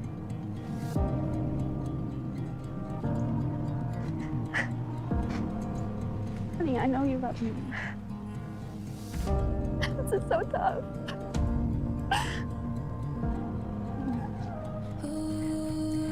These two just... I think we need to take some space. This is the couple that like knows they shouldn't be together, but they keep getting back together because they don't like go no contact after a breakup. If I were to propose to you, I would want to be waking up happy as hell, singing probably Taylor Swift songs. And then like, I don't want to feel the way I felt today waking up and coming here. That's not how it should be. I love you. Yes. I love you. I'm sorry. Bye. Please tell me they're not still together. Why do I feel like they're still together? Oh. I'm heartbroken. If she can't do any more than she already does, then it is only fair that I can go find someone who does that for me. Yes. And I don't want to. I want it to be fair. her. And I don't know why she can't get to that point. Because she's just not built like that. And also to a certain degree, when we push and push and push and push, sometimes it pushes somebody to do the opposite. You know? It's just like beyond saving sometimes. Ooh, this is really sad. Jesus. Like, I love her enough to let her go. Yeah. Okay, with the music. Honestly, good for Ashley because I think it was the right choice. And I think she's correct that ultimately this is not the energy that you should have on a day that is really, really excited and hopeful. I issued Bridget. Kyle looks like they're fucking flying right now. Oh, because it's at 1.5 speed. That's really funny. Kyle running in 2 times speed is me running from my problems. Oh, Pizza Eggy, you're so real for that. Anyways, sorry. That was distracting. I do think that Ashley made the right decision, and we should commend Ashley for that. Anyways. Yeah. She's a runner. She's a track star. Okay. 31:03. Pressing play in 3, 2, 1. An ultimatum because I feel really sure that Bridget is who I want to marry. She is incredibly loving and caring. I feel like we would have a very happy, fulfilling life if we left here together. It's still the unknown, but I think holding this makes me really excited. That's why I came here, and so I feel like it's within my reach. Okay. The music on these shows is so insufferable. Kyle, because I've never really understood the point of marriage. How can I get married if I don't know who I'm gonna be in 10 years, 20 years, 30 years? So I'm feeling stressed out, and I wanna make sure I'm making the right decision. This is, okay, but being with other people did not resolve the fundamental compatibility Issues, but my first trial marriage with Pilar revealed a lot of areas that I need to work on myself. You're not taking accountability for like any of your actions? Sorry, I don't know, I'm getting emotional. That's not true. That pushes my buttons. It's definitely taught me that marriage is really just choosing someone that you're willing to change with and listen to and grow with. I became really insecure through this process, and then Kyle showed me she can be a bit of a people pleaser. I really don't want to be in a marriage where I feel like you're gonna just do whatever to be nice. I feel terrible. Something physical happened. If you loved me that much, why did those things happen? I hope we sorted that out later, because Love Kyle so deeply, to not have her in my life would be catastrophic. On the other hand, leaving here engaged to Kyle would be a huge change. Though. It all was building up to this moment. Bridget looks fucking dope in that outfit. I know. Why? This is like, we're the loafers couple. And I'm so sorry. I'm so sorry. Kyle walking into jump speed. It's so funny. Kyle walking into jump speed. Oh, 1.5 speed. He's hilarious. The loafers couple is so cute. I just love that they both are wearing like different iterations of the same outfit. Okay, 33:21. Hold on. Pressing play. In 3, 2, 1. Totally normal. Oh, I'm so sorry. Cute. How are you doing? Normal walking speed, totally fine, but 1.5 is wild. I'm gonna take this off though, because it's hot. Fair enough. Why is this show so slow? Feeling nervous, but Feeling what? nervous. Why? I don't know. This is just Pumpkin. Good. Hold on. Pause. Pumpkin, you gotta put some. No, you gotta put a shirt on, sir. Pumpkin walks in here. Aaron walks in here without a shirt on. Pumpkin walks into a bar. Oh, how are you? Good. Yeah. You're tired. Yeah, I'm probably gonna go for a run here while you're still streaming. Okay. The casual walk when you really gotta make a beeline for the bathroom. Okay, wait, that is what it is. That's like my diva cup is leaking walk.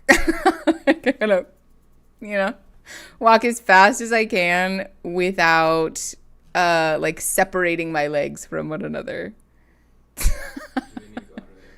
They went out at break, which was well, it was like 45 minutes ago, yeah. Okay. Katie Faye says hi, big dog. Aaron says hi. All right. We're at 34:23. Press and play in 3, 2, 1. I'm gonna put this down.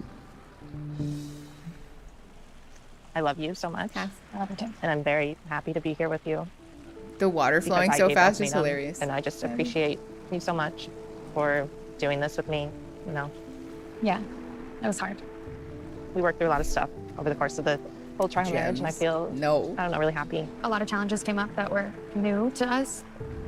And learning to communicate with you when you get frustrated was new to me to that extent. But I'm sorry. I'm proud of how far we came. Me too. Discord Chaz. Because it wasn't easy. Off the rails. Before I met you, I couldn't really imagine spending the rest of my life with someone. But now I can't imagine my life without you in it forever. Neither one of us really knew like what a marriage looks like. And I think that's part of like that responsibility and that growing up is like considering each other all the time. Yeah, I'm getting better. You are. When I think of my future, I'm not scared anymore because you're there. That's These very past cute. 2.5 years have been such a dream. I don't know why I'm This crying. chair It's okay. You're gonna make me cry goes When you kissed me like after it our first date, there was goes just a down feeling so of fast. pure happiness. And I never felt like that before. And I still feel that That's very cute. whenever we kiss. Like, you still give me butterflies. And to this day, I get Aw. so happy when I see you. I'm so excited when your name pops up on my phone. You brought so much joy to my life. And loving you is just so fulfilling. And I want this joy for Christina the rest of my life. knew. So, Bridget? Oh my God. Will you marry me? Yes. Here's your little finger ring. Oh my goodness. Your little finger ring. Is this a pinky engagement ring? That's kind of sickening, honestly, love. Bridget just, I don't know what to do with my hands. Kyle's always wanted to go by fiance because it's the only gender neutral label. I'm excited to be a fiance. Yeah. Having received the ultimatum and not really caring about marriage before this all, I think what this entire thing has shown me was that it didn't really matter what anyone else had to say or how anyone else defines marriage. It only matters how we do. And like, I know I want to be with Kyle forever. So if she wants Bridget marriage, I know that talks we'll have so a really happy fast. and lasting marriage. Okay, you know, I love you too. cute. I actually like have hope for them. They seem like they've actually got some kind of, I don't know. Oh God. To Megan because I wanted her to be proud of us and wanted to be able to live our lives together. Unfortunately, in her growing, we lost each other. Damage was done and a lot of things changed.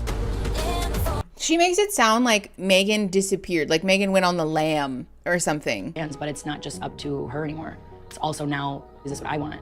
All the things that have happened here. I met Mel and she met Haley. There's new factors involved. It changes a lot of things. I never knew how much I needed you. I wish I could know you in all the phases of your life. That's true. Partner and spouse are gender neutral. But to be fair, I think a lot of times people associate that with like, to get over, it's a lot of shit on both sides. Hold on, pause. With like consciously gender neutral, whereas fiance is like one of the more like quote unquote normal, you know, like labels, as opposed to like husband or wife or whatever. Is she one of the tattooees? Yes. So Dana has the tattoo and so does Mel, I feel. I need you, so let's get back together. Yeah, fair enough. Okay, anyway, sorry, let's keep going. 39:19. Pressing play in 3, 2, 1. So it's just kind of scary to to go wonder on the what run. The damage will Like running from the cops. do to us in a marriage. I'm in love with Haley. Oh my God. How could you do this? The amount of judgment you passed on me? No wonder you hate me. You've been trying to hate me, so you feel better about yourself. So many things have happened. Okay, with the music. Vulnerable and transparent. Things definitely feel more aligned. I've really gotten my family on board to support me. I respect Haley's decision, cutting ties with me. I'm just gonna move on and hope that Dana and Mel do the same. Yeah, somehow I doubt that. Does this mean that Dana's gonna go talk to Mel? Big it all is. I told Mel multiple times during our trial marriage that we did have a connection. There was feelings there, I just don't really know what they are. But now I can give her a true, honest answer. I'm just like, let's do this shit. Yeah, okay.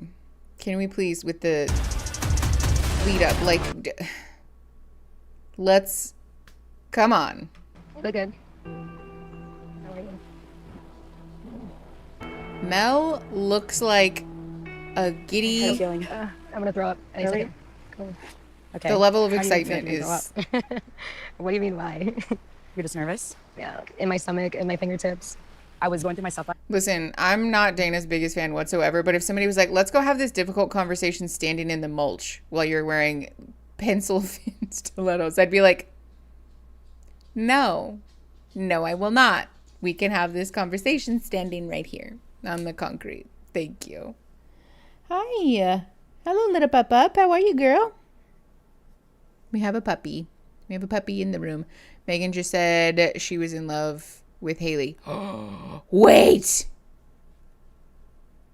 Oh, she did say that. Yes. When she like confessed her sins to Dana. You're right. She did say that. Oh my gosh. See the backtracking. I'm telling you, I don't think it's of Megan's own like doing. Wow. Good catch. I wasn't really paying attention, to be honest. Okay. 4117. Pressing play in 3, 2, 1. Last night, and I read the letter that you wrote to me.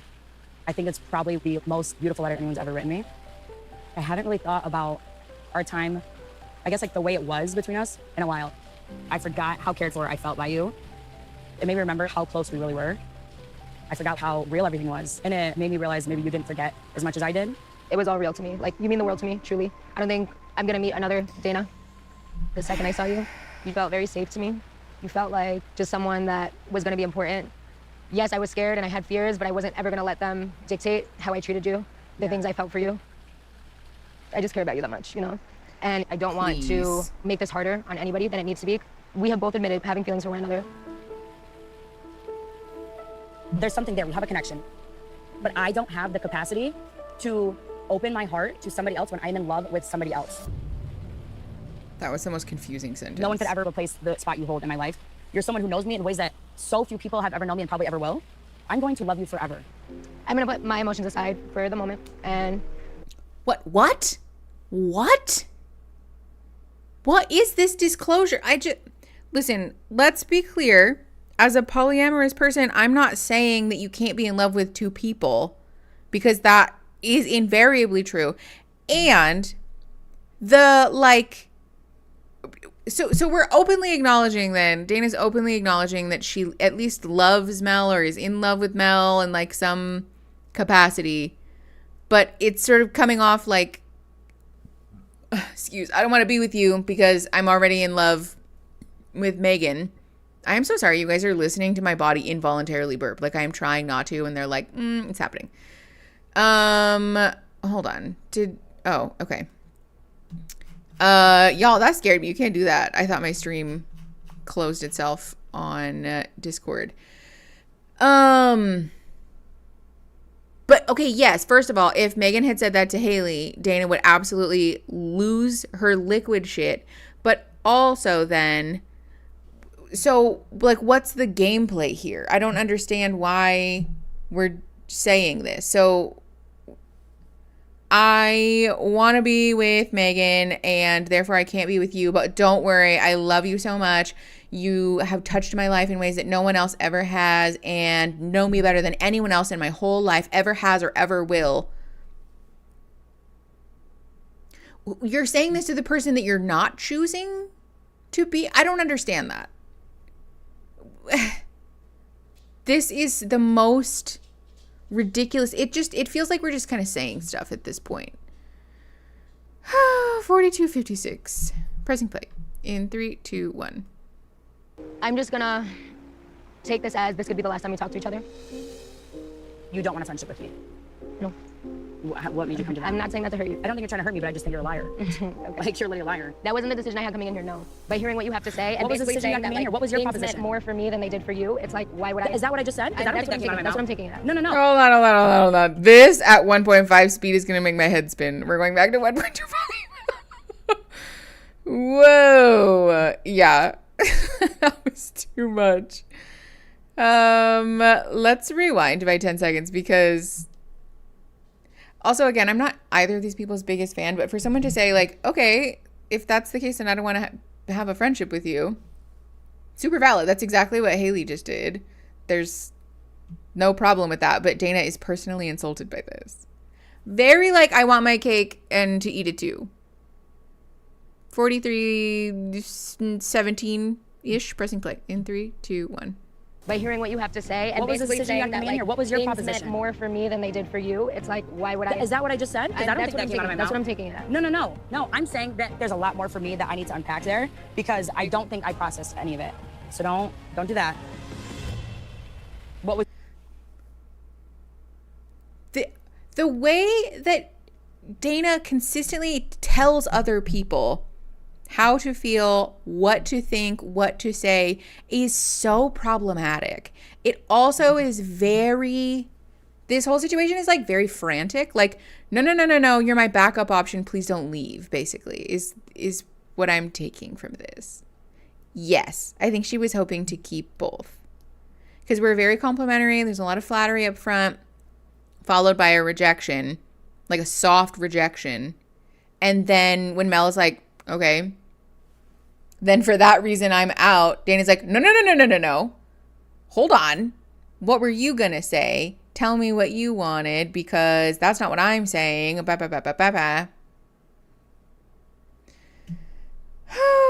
This is all very dysfunctional, problematic, manipulative, all bad. 43 minutes and 38 seconds. Pressing play in 3, 2, 1. What was your proposition coming into this? What was your plan? I just wanted to talk about where we were going today. I wanted to voice to you what I'm feeling and what I plan on doing today. Tell me. I got Marie a ring. Good. Okay. The whole morning I've been so nervous. I'm feeling like I'm gonna throw up. I wanted to see you before I saw her because I'm scared of making the wrong decision. I'm nervous. Who are you doing it for? For her, because it's what she wants. Love you. Love you. I'll be back. I'll give you a real kiss later. Okay. Oh, actually, just hold on one second. We're BRBing. Don't look. Love you. Have fun. I hope your run is good. Love you, Funky. Be careful. I'm gonna do like 3. Okay. Probably like 25, 30 minutes. Okay. Love you. Love you. If I die, you'll come get me. Yes, of course. Love you. Yes, I know you guys heard. It's fine. It's a lot of work to mute all of the microphones, okay? Being on the receiving end of a Dana is so crazy making. It seems like it would make your head spin. Truly.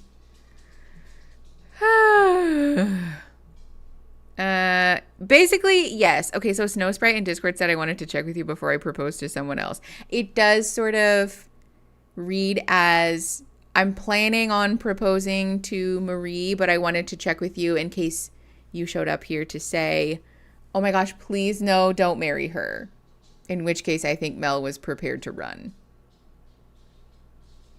None of these people deserve to be in these relationships. Like, again, even as somebody who doesn't like a fair few of these people, no one deserves to have a partner who's got 1 foot in and 1 foot out the door. 44 minutes, 7 seconds. Pressing play in 3, 2, 1. You don't do something like this for somebody. You don't marry somebody because they want to marry you. You marry somebody because you want to marry them. Why is Dana... That's what Marie wants. If it's not what you want, you're hurting her too. And then guess what? You're gonna break her heart a year from now, 2 years from now, when you aren't happy. Why is Dana pushing and poking and prodding somebody else's life?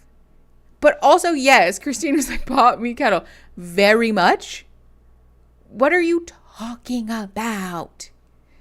Dana has some real stuff that she needs to work through because she cannot let go of needing to make the decisions for all of the people around her in this moment, it seems. And like, yes, she's not wrong that choosing to propose to somebody because it's what they want is not a good idea. And Dana being the one to, first of all, call out that behavior when she's literally doing that. No. But second of all, that she's seemingly doing it for selfish reasons.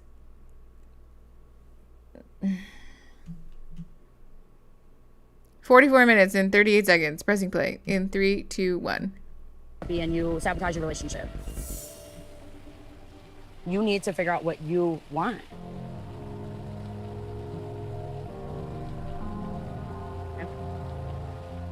Okay? Thanks for the pep talk, Mom. Thank you again for everything. I don't let myself love other people that often. Losing Dana, yes, it breaks my heart, but I'm at the point where me forcing myself into her life, it's just gonna end badly anyway. So I'm kind of in a lose-lose, no matter what I do. This is probably doing a number on Mel's relationship trauma, I gotta say, because Mel opening up and being vulnerable with Dana to have that end in that way. There was feelings there was a connection beyond a friendship, but I'm not really looking to open that door out of respect for my partner that I came here with. Yeah, for sure. It's really reading as super respectful. So I am scared as hell. I could lose Megan today.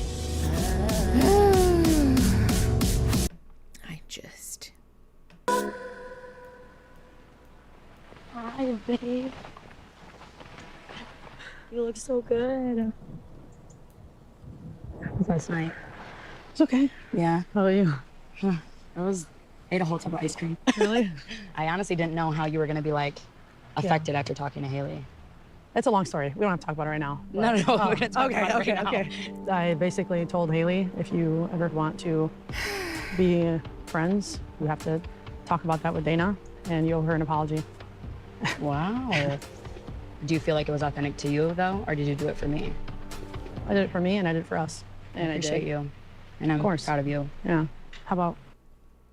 Dana acts like a perfect person who has chosen to come down from on high to give Megan the time of day. And that the least Megan can do is read everybody else the riot act if they don't also look up at Dana from her heavenly perch.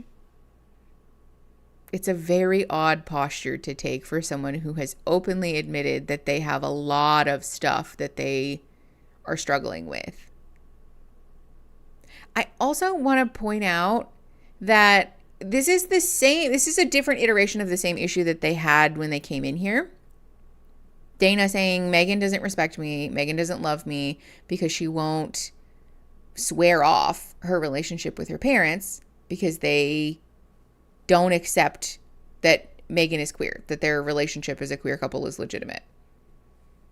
And then Megan's made some progress around that in her relationship with Haley. And now Dana's like, okay, well, you have to swear off this other person too then. Because if you have any kind of connection with them, it means that you don't respect our relationship and that you're not trying hard enough, basically. This is, again, very much reading as you're not allowed to have emotional connections with anyone but me. I am your only teammate, your only advocate, your only person. Everybody else is either disrespecting me by caring for you or disrespecting me by not treating me as the authority in their life. This is what abuse looks like. Again, I don't want to label anybody as something, but this is very much like an archetypal abusive behavior. If this is happening in your life, please, God, I beg, talk to somebody. Please talk to somebody because you don't deserve to be treated that way. This is a monogamous relationship on all levels. Only one friend, only one family, only one love. Honestly, that is sort of the expectation, it seems. 46:56-ish. Pressing play in 3, 2, 1. With you. Last night, I found a letter that Mel wrote me before we left. There was a connection that we had that was more than friends, and there were feelings that need to be processed, and then we need to let them dissolve. I've never wavered in how much I believe in us until now. Mm-hmm. That's one time not out of true. all this time we've spent together. How are you feeling about us? I wrote something that I wanted to read to you. I wrote something too. Here we go. Yeah. Dana said, I wrote something too, so I'm going to go first. Whew. Okay. Everyone always says that when I met you, I changed and you softened my heart. But they don't know how much more you've done for me since I met you. You've completely changed my entire life. You've made me a better person every day that I spend by your side. You've given me purpose and hope in life and in love. When I'm with you, I know everything will be okay as long as you're by my side. You make the hard times easier and the good times better. I can't imagine a world without knowing you or how I ever lived without you before. I've never felt more safe than when I'm with you, and I promise to protect you and stand by your side through everything life brings our way. I can never begin to thank you enough for showing me all the beautiful sides of life. You are my family, my heart, my soul, and the best friend I've ever had. I love you. It sounds like we're reciting a grocery list. The emotional conviction behind this is, it's giving senior project. The other thing that is odd about this, I would be really curious to side-by-side comparison this letter with the one that she wrote Mel, because it does feel like we're kind of recycling the same words that just sound good. Same words and phrases that we associate with romantic love, and so therefore it's in the letter, you know? The codependency grocery list. Eek. All right. 48 minutes and 29 seconds. Pressing play in 3, 2, 1. Here's mine. I wrote it last night. I used to define myself by achievements and abilities. I spent so long trying to prove my worth so people thought I was special. You're the first person who saw something in me when I was going through some of the hardest times. Throughout spending time with you, I opened my eyes to a different side of life, a side that made me appreciate just being and not filling my time with doing. I love my days being with you and thinking how magical and special life truly is. I want to make my way in this world with you. I want all the first things together. First house, first car, first kid, and a first ring. I don't know what life holds for me or what will happen when my parents are gone, but as long as I have you, my family, and my home, it will be okay. This is literally... Megan, no, girl, get out of there. That's literally everything that Dana wants to hear. My family is going to be gone, and I don't know what's going to happen, but you're all I need. I don't need friends. I don't need family. I don't need anybody else but you. That's not healthy. That's not healthy. That's so incredibly dysfunctional. There's no world where we should say, in order for you to really love me, to prove that you really love me, you have to forsake every other relationship in your life. Anybody who really, truly loves and supports you is going to encourage you and champion you in developing support and relationships and community with other people. Obviously, when they're like safe, you know, like not just blindly cheering you on to develop relationships with whoever, but this possessiveness about all of Megan's time and attention and love is so dysfunctional. All right, 49:31, pressing play in 3, 2, 1. I think we all know where this is going, but still a bummer. Trying until there's nothing left. I couldn't even begin to think about giving up right now. Well, then let's do it.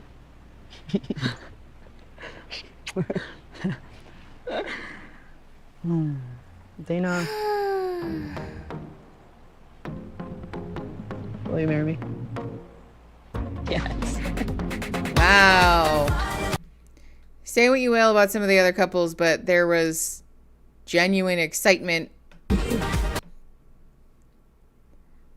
You can really feel the love. Let's get out of here.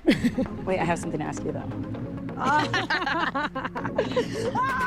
Megan, I'm not getting down on my knee because I will flush this dress. Will you marry me and spend the rest of your life with me? Yes. Yeah? Yeah. Oh, yeah. You created a diamond. I'm so proud of you. I just wanted you to stand up for yourself. I did. You did. I did that shit. You did. I'm so proud of you. It's all I've ever To wanted everyone do. else. Let's get out of here. Let's go. I love you. Oh, Megan, I'm so sad. I wish Megan would have not. Okay. Yeah, now we have the sad Mel and Marie breakup, I'm sure. Actually, no. I feel like Mel is going to propose to Marie and it's going to be For Ultimatum Day. Of course, depressing. there's nerves that are a part of that, but I was ready to marry her coming in here. Okay, can we like, what is this fucking music, dude? Known each other forever. I love it. But Mel and Dana had a connection. Dana was the first person to see her, to hear her, which really hurt my soul. It's like so many people who don't need to be together. Whether it be a business bride or outfit. my apartment, ties with friends and family. It's a life that we built together. I think that Maria's grown a lot in this experience, and she has proven to me time and time again she will fight for us till the end of time. And yeah, because you won't. Discovered a lot about myself. I am open to the idea of marriage for sure.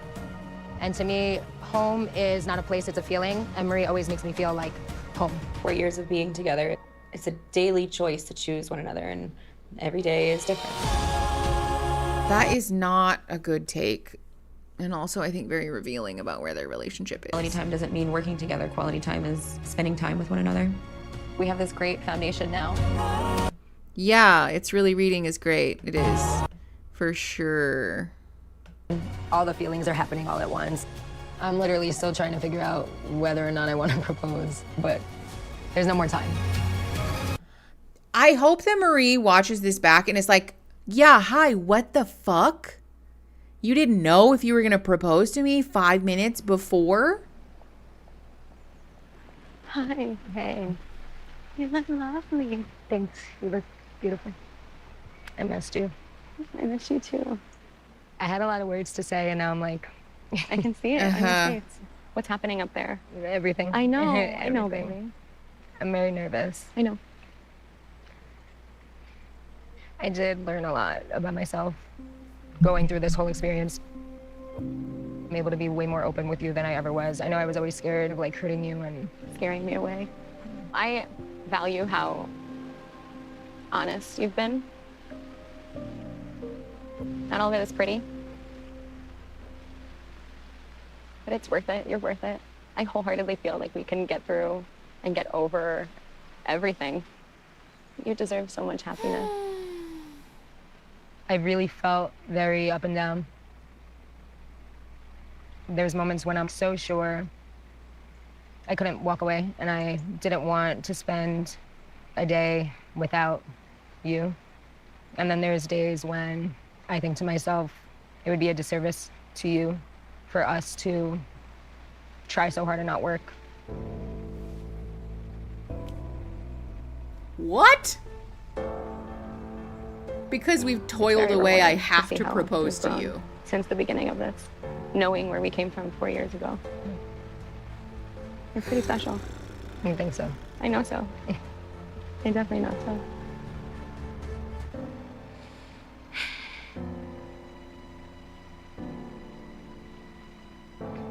Every day with you is special. Every day with you means so much to me.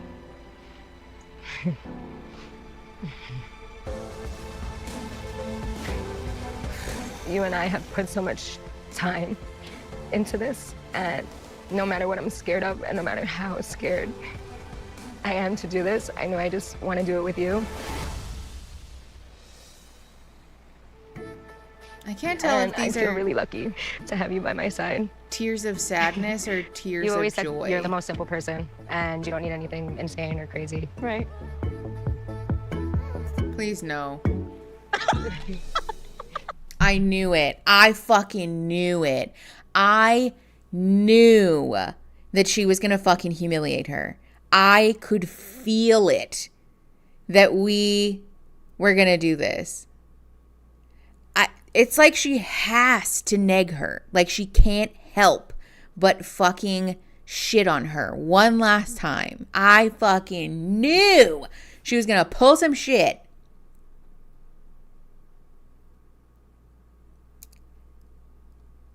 This is the thing too where up and down I'm sure Maria's gonna swear you guys just don't get it. You guys don't understand our relationship. You think that it's rude, but it's not. This is the lady whose husband packed her dog food for lunch. You know, like, you guys don't get it. You're being so harsh. Bah, bah, bah. Like, no, you're right. We don't get it because we don't understand why this person thinks it's okay to treat you like trash and why you're defending this person treating you like trash. Somebody treating you like this is just beyond offensive. Offensive. After everything that has taken place that was like difficult, painful, kind of like betrayal and like low-key a little bit bordering on infidelity at times with the lying. The best that we could muster is an unironed shirt that's not styled whatsoever, an openly flat affect that is conveying a lack of care and interest, and a ring pop. A ring pop.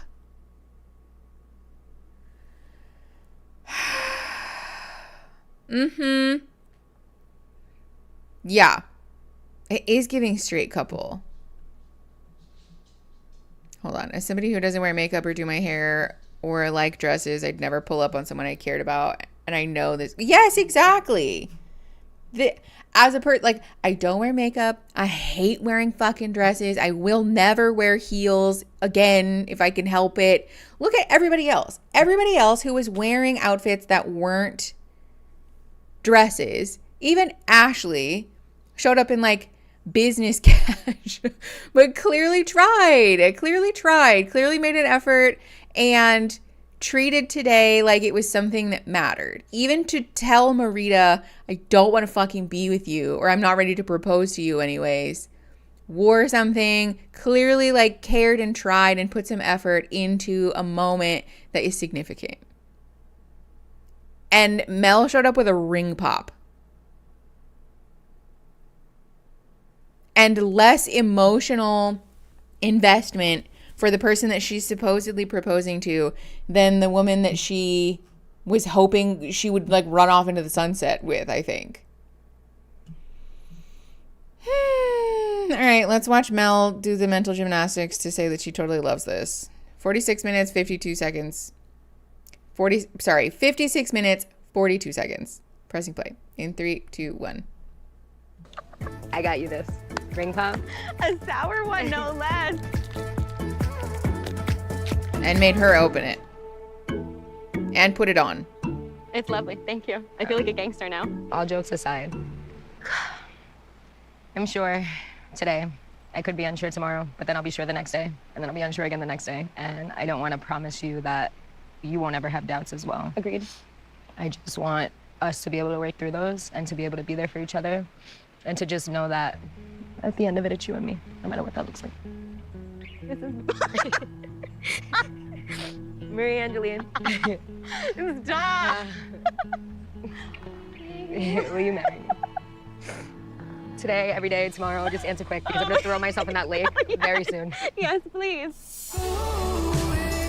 That's not cute or sweet. Not cute or sweet. Especially, like, knowing that we're going to propose with the real ring, we still had to pull out the ring pop anyways. Beyond offensive.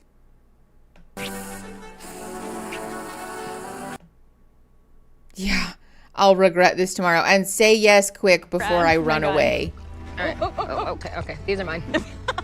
Fine. Enjoy. Cheers. Hey, what are we cheering to? Miss? Mrs.? Oh, to the missus. You're my missus now, old broad.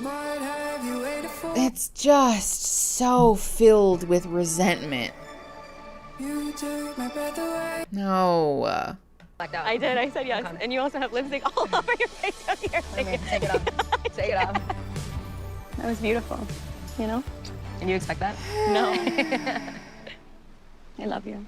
Since when? Forever. Oops, sorry. Gems, same. If the proposal included, I might change my mind tomorrow and again, but just hurry up and say yes before I jump into a lake. I'm never talking to you again. The answer is a swift no and an immediate exit. Can you believe it? No, I can't. I can't. No. Ever. My wife for life, baby. Let's go. As opposed to what? Wife for fucking 5 minutes? Wait, what does that mean? Do it again. Okay. We're gonna throw a banger. We're all invited to the wedding. No one wants to go. It will be a national day of mourning. Beyonce sex. All the above. D, all the above. All the above. We're journeying together forever. Forever, baby, forever. What is... a ring, and engagement, a marriage, don't have anything to do with whether you're going to be together forever. Okay. Ay, ay, ay, you guys. I think all of them but one. All of them but one couple. I know I need some of these people to be broken up. Ay, ay, ay. I'm so nosy. I'm like, let me just scroll through this really quick. I think some of them are broken up, you guys. I think some of them might be broken up. I'm like, should we just watch like 10 minutes?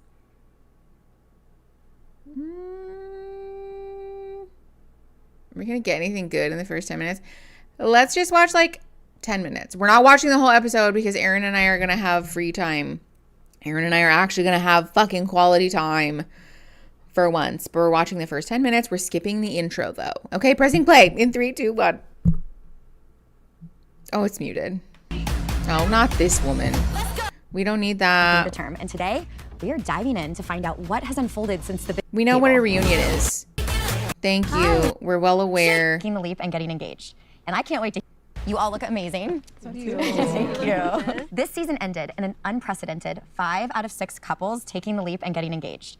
And I can't wait to hear how things are going. You have to remember, it has been a year. We're looking back at it, and it's just like a lot did happen. We leaned into it. We all had deep and meaningful connections. Absolutely. We really appreciate the growth that we had with one another. Yeah. I went into this thinking nothing could break us up, and I almost left not knowing who Haley was. And now I'm like, that was a year ago. That was crazy. We were all in a crazy situation, like shit. But now I'm like, truly am rooting for everyone. And like, maybe we won't all be best friends from this experience, but I'm not in a place where I need to cut you or cut this, like what happened, because that's just not where we're at. Yeah. Okay, let's get into it. Brittany and AJ. Hey. Hi. Last we saw you, you were celebrating an engagement. How does it feel to be an engaged couple? It's been awesome. I think we grew stronger in our love, which was amazing. Yeah. You know, we gained a stronger fellowship with God for ourselves. And then does it feel different? I feel like a little bit, yeah. I feel like we've developed a sense where we're just more in tune with each other, more attentive to each other, and everything that we've both learned during our Ultimatum experience. We've been applying it to our real life. Yeah, I've learned work-life balance. I knew it. Being attentive to my baby. Yes, I knew it. Love It's that. Watching your love story just grow, I felt like it was really heartwarming, especially because it felt like you guys had these incredible realizations and you really met each other in such a great place. If I'm being real honest and frank here, I think some of that I have to attest to Marita, because Marita actually let me know, like, it would be the business or you, she would choose you every time. And Marita like opened my eyes to understand that Brittany is doing this business for us, to build a future for us. And Marita, you know, I always tell you I'm so grateful for you, because I don't think I'd be sitting here together on this couch with the love of my life if it wasn't for you. I appreciate you saying Sweet. that. I would also say it was more than just us being friends. Like, we emotionally connected on such a deep level that helped us both grow. And I think that that's part of the experience. I love hearing that it is about building together and dreaming together. That's what creates that unbreakable bond. Absolutely. And I had to make sure she got right, because the ring I got her before wasn't what it needed to be. So I definitely upgraded because I appreciate it. Wow. Oh my Lord. Okay, yes. Definitely had to give her an upgrade. Yes, you did. Well, AJ, we learned a lot about you through this experience, and oftentimes it was narrated by you. So let's take a look. Oh God. I'm just ready to put single AJ to the test and see what kind of AJ we're gonna get. Everybody has something to give AJ. And I don't know what it is that AJ may need. People got a little piece of AJ and liked it. He's so cute. I don't know who this AJ is. We could be talking to a whole different AJ right now. She knows she wants to marry AJ. Where does that leave AJ? Honesty about what AJ's doing and when AJ's There really talking, was a lot of and third when person AJ's happening. Asking. There's a lot AJ needs to work on before maybe even thinking about marriage. Still days off for AJ. Like, it's all the time. That's what makes AJ. Make it stop. Oh my God. Oh, wow. I love that. That was hilarious. So I have a question for all of you. Now that you've all watched everything back, do you feel that AJ was a little too forward during dating week? Yes, 10 out of 10. 10 out of 10? Yeah. Okay. Would you like to expand on that? Yeah. Marita warned me beforehand. She's like, you're not going to like our conversation. And then seeing how she was speaking that way with everybody, like, yeah, it's a little odd to me, but that's just like my own mind where I don't understand it, because like that's not specifically what I was here for. It's just like every conversation AJ had with everybody was just, it was very like sexual. AJ as a person just connects with everybody she meets. She's gonna find the heart in somebody that she's talking to. She's gonna get to know them like on a personal level, but it's not like it was malicious. I feel like AJ was being AJ. Right. Even from my perspective, I feel like AJ was just being you. I know who I am and what I bring to the table, what I Very can bring, especially, and I know aggressively what I sexually lack. focused. And I think during dating week, I was just trying to figure out what it was that I needed in those times. There was a lot that was talked about, a lot of deep conversations, a lot of romantic conversations. There was a lot, and I was trying to navigate that the best way AJ knew how, and the best way I knew how. Again, here we go. Again, right? I gotta work on that. But yeah. Marie, during your trial marriage, you Okay, said that you whatever. had never felt more alone. Do you think that AJ could have done more for you as a trial wife? AJ did the best that AJ could. There's nothing more to that? No. Have you stayed close with AJ after this experience? No, I did not stay close. Definitely. I'm sad a some little bit though. You don't I'm need sad to that be. we don't blood Do there. not. that we still don't have some type of relationship outside, because I think I was trying to give you space. Is that what even you more want? space. A relationship outside? Yeah, we You live want to 20 be my minutes down friend? the No. street. Whoa, what's that face, Britt? No, I'm just like, yeah, that's what I said that to you when I saw you last. Brittany, do you have anything to say to Marie after watching back their trial marriage? Your trial marriage started out beautifully. I totally understand why you guys chose each other. I can see where the switch flipped for you. This one AJ shared with you that she saw me when I was literally losing my freaking mind. So I think after that, that's where things went downhill for you. What you shared with me also at some of the cocktail parties is like that you felt like AJ wasn't there for you. And even when I dug a little deeper and tried to figure out why, it did seem like it was just something that you maybe were blaming AJ for when it didn't necessarily stem from her. Brittany, watching episodes 1 to 9 and seeing how much you felt towards the situation that was not nearly as romantic truly like struck something with me, because you were struggling on your own accord and you had a best friend to get through it. As you guys saw, me and Marita ended up with each other untraditionally, on what we mentally prepared for and what the show calls for. Which I'm so happy worked out, because I mean, maybe like. But are you blaming me for that, I guess? Of course not. No, but that's what not it at sounds all. like. I guess like if me and Marita ended up together and we just made the best out of our trial marriage, like what does that have to do with your trial marriage? I'm just speaking on the fact that it was a very different experience. Whereas I saw Mel with Dana versus AJ seeing you with Marita, you can't actually see it. I see that it's different. Okay. Right? We see that. But the fact that it's different, I will never, like, let's say everything was reversed, right? I wouldn't be mad at someone else because. Nobody's mad. Or then why is it being brought up? Because it's a conversation. It's a reunion. That's what this is, right? I was taking my dog out all the time, obviously, and she probably felt abandoned and stuff and didn't have someone to talk to. AJ is astral you two projecting. were always together sneaking around. Like, you two were always outside.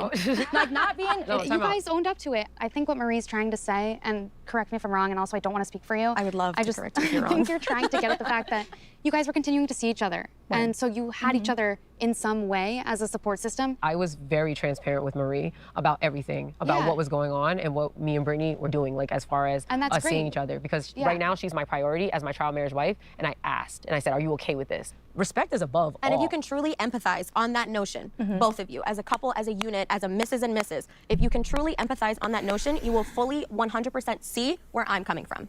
I think you're holding a grudge or some type of anger or animosity, whatever that word is, towards us, just because AJ saw me at a time that I was vulnerable and needed her, when I'm sure you saw Mel. Yeah, and she didn't say hi to me. But that isn't our issue. I understand, but do you empathize as a human to human? We never even. Okay, and I'm What not does that bringing have to do with animosity into that for anything? you.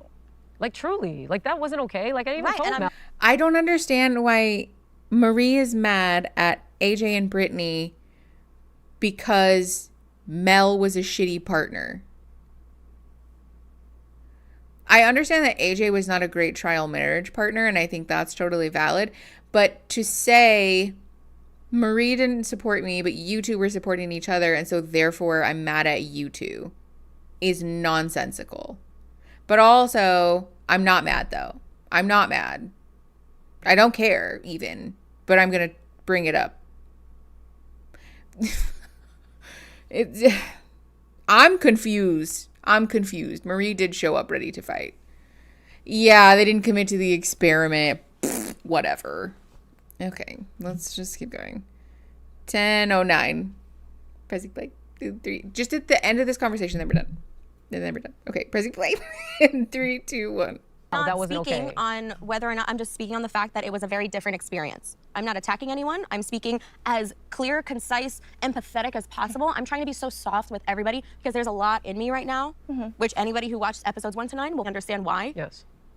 I think what you went through was extremely hard. If there's anything that I could have done better, I would just pray that you let me know that, because that's the only way I could truly grow. No, you did what, like, no. I'm grateful for what it was. I learned a lot throughout that period of time. Coming But across truly, wholeheartedly, I'm happy you guys are happy. Okay, well, so do you guys have a wedding chill. Not yet. No wedding date. After a we think of year? city in mind. Yes. Destination. Yeah. Okay. Gotta fly to be out there. Do they serve oxtail wherever you're going? Probably not. We've been kind of planning ideas, but haven't actually made plans. No. Well, enjoy that because it is a really magical time in a relationship. That's really fun. So I wish you the best. Okay, let's move on to a couple who decided to go their separate ways. And a unique twist of events, the one that issued the ultimatum ended up not wanting to get engaged in the end. Okay, Ashley? we're not watching it. We're not watching it. We watched the first 10 minutes. Huh? There's more episodes? Yeah, there's a reunion. Oh, is this the reunion? Yeah. It looks like it. You can We tell watched 'cause the first makeup. 10 minutes. I know, and because of all the sparklies in the background. Also, quite frankly, I don't really care very much to hear about Ashley and Marita because, like, they chose not to get engaged. It is what it is. They're clearly not together, so, like, you know, it's fine. Is she just pissed that AJ went back to Brittany and that they're happy together? I mean, maybe, which is valid. It's very human, but it's the lying about it, you know? Like, I showed up obviously ready to fight, except that, like, I'm totally not mad. I'm not mad. I'm so cool and chill. Like, it's okay to be mad. You're mad, but just, like, say that. Oh, you want to hear. I know. I'm excited about the rest of the reunion, but we're watching the rest of it next week. So come hang out for that. And then we're going to take a break between this show and Love is Bingo, so that we can get our shit together for our bingo festivities. Yeah, Aaron says hi, everyone. Stop. Thank you. You guys have been very nice about the braids. All right. I will see you guys next week for the rest of the reunion. Go have a lovely weekend. Take care of yourselves. Go have so much fun. And I'll see you next week. Okay, bye.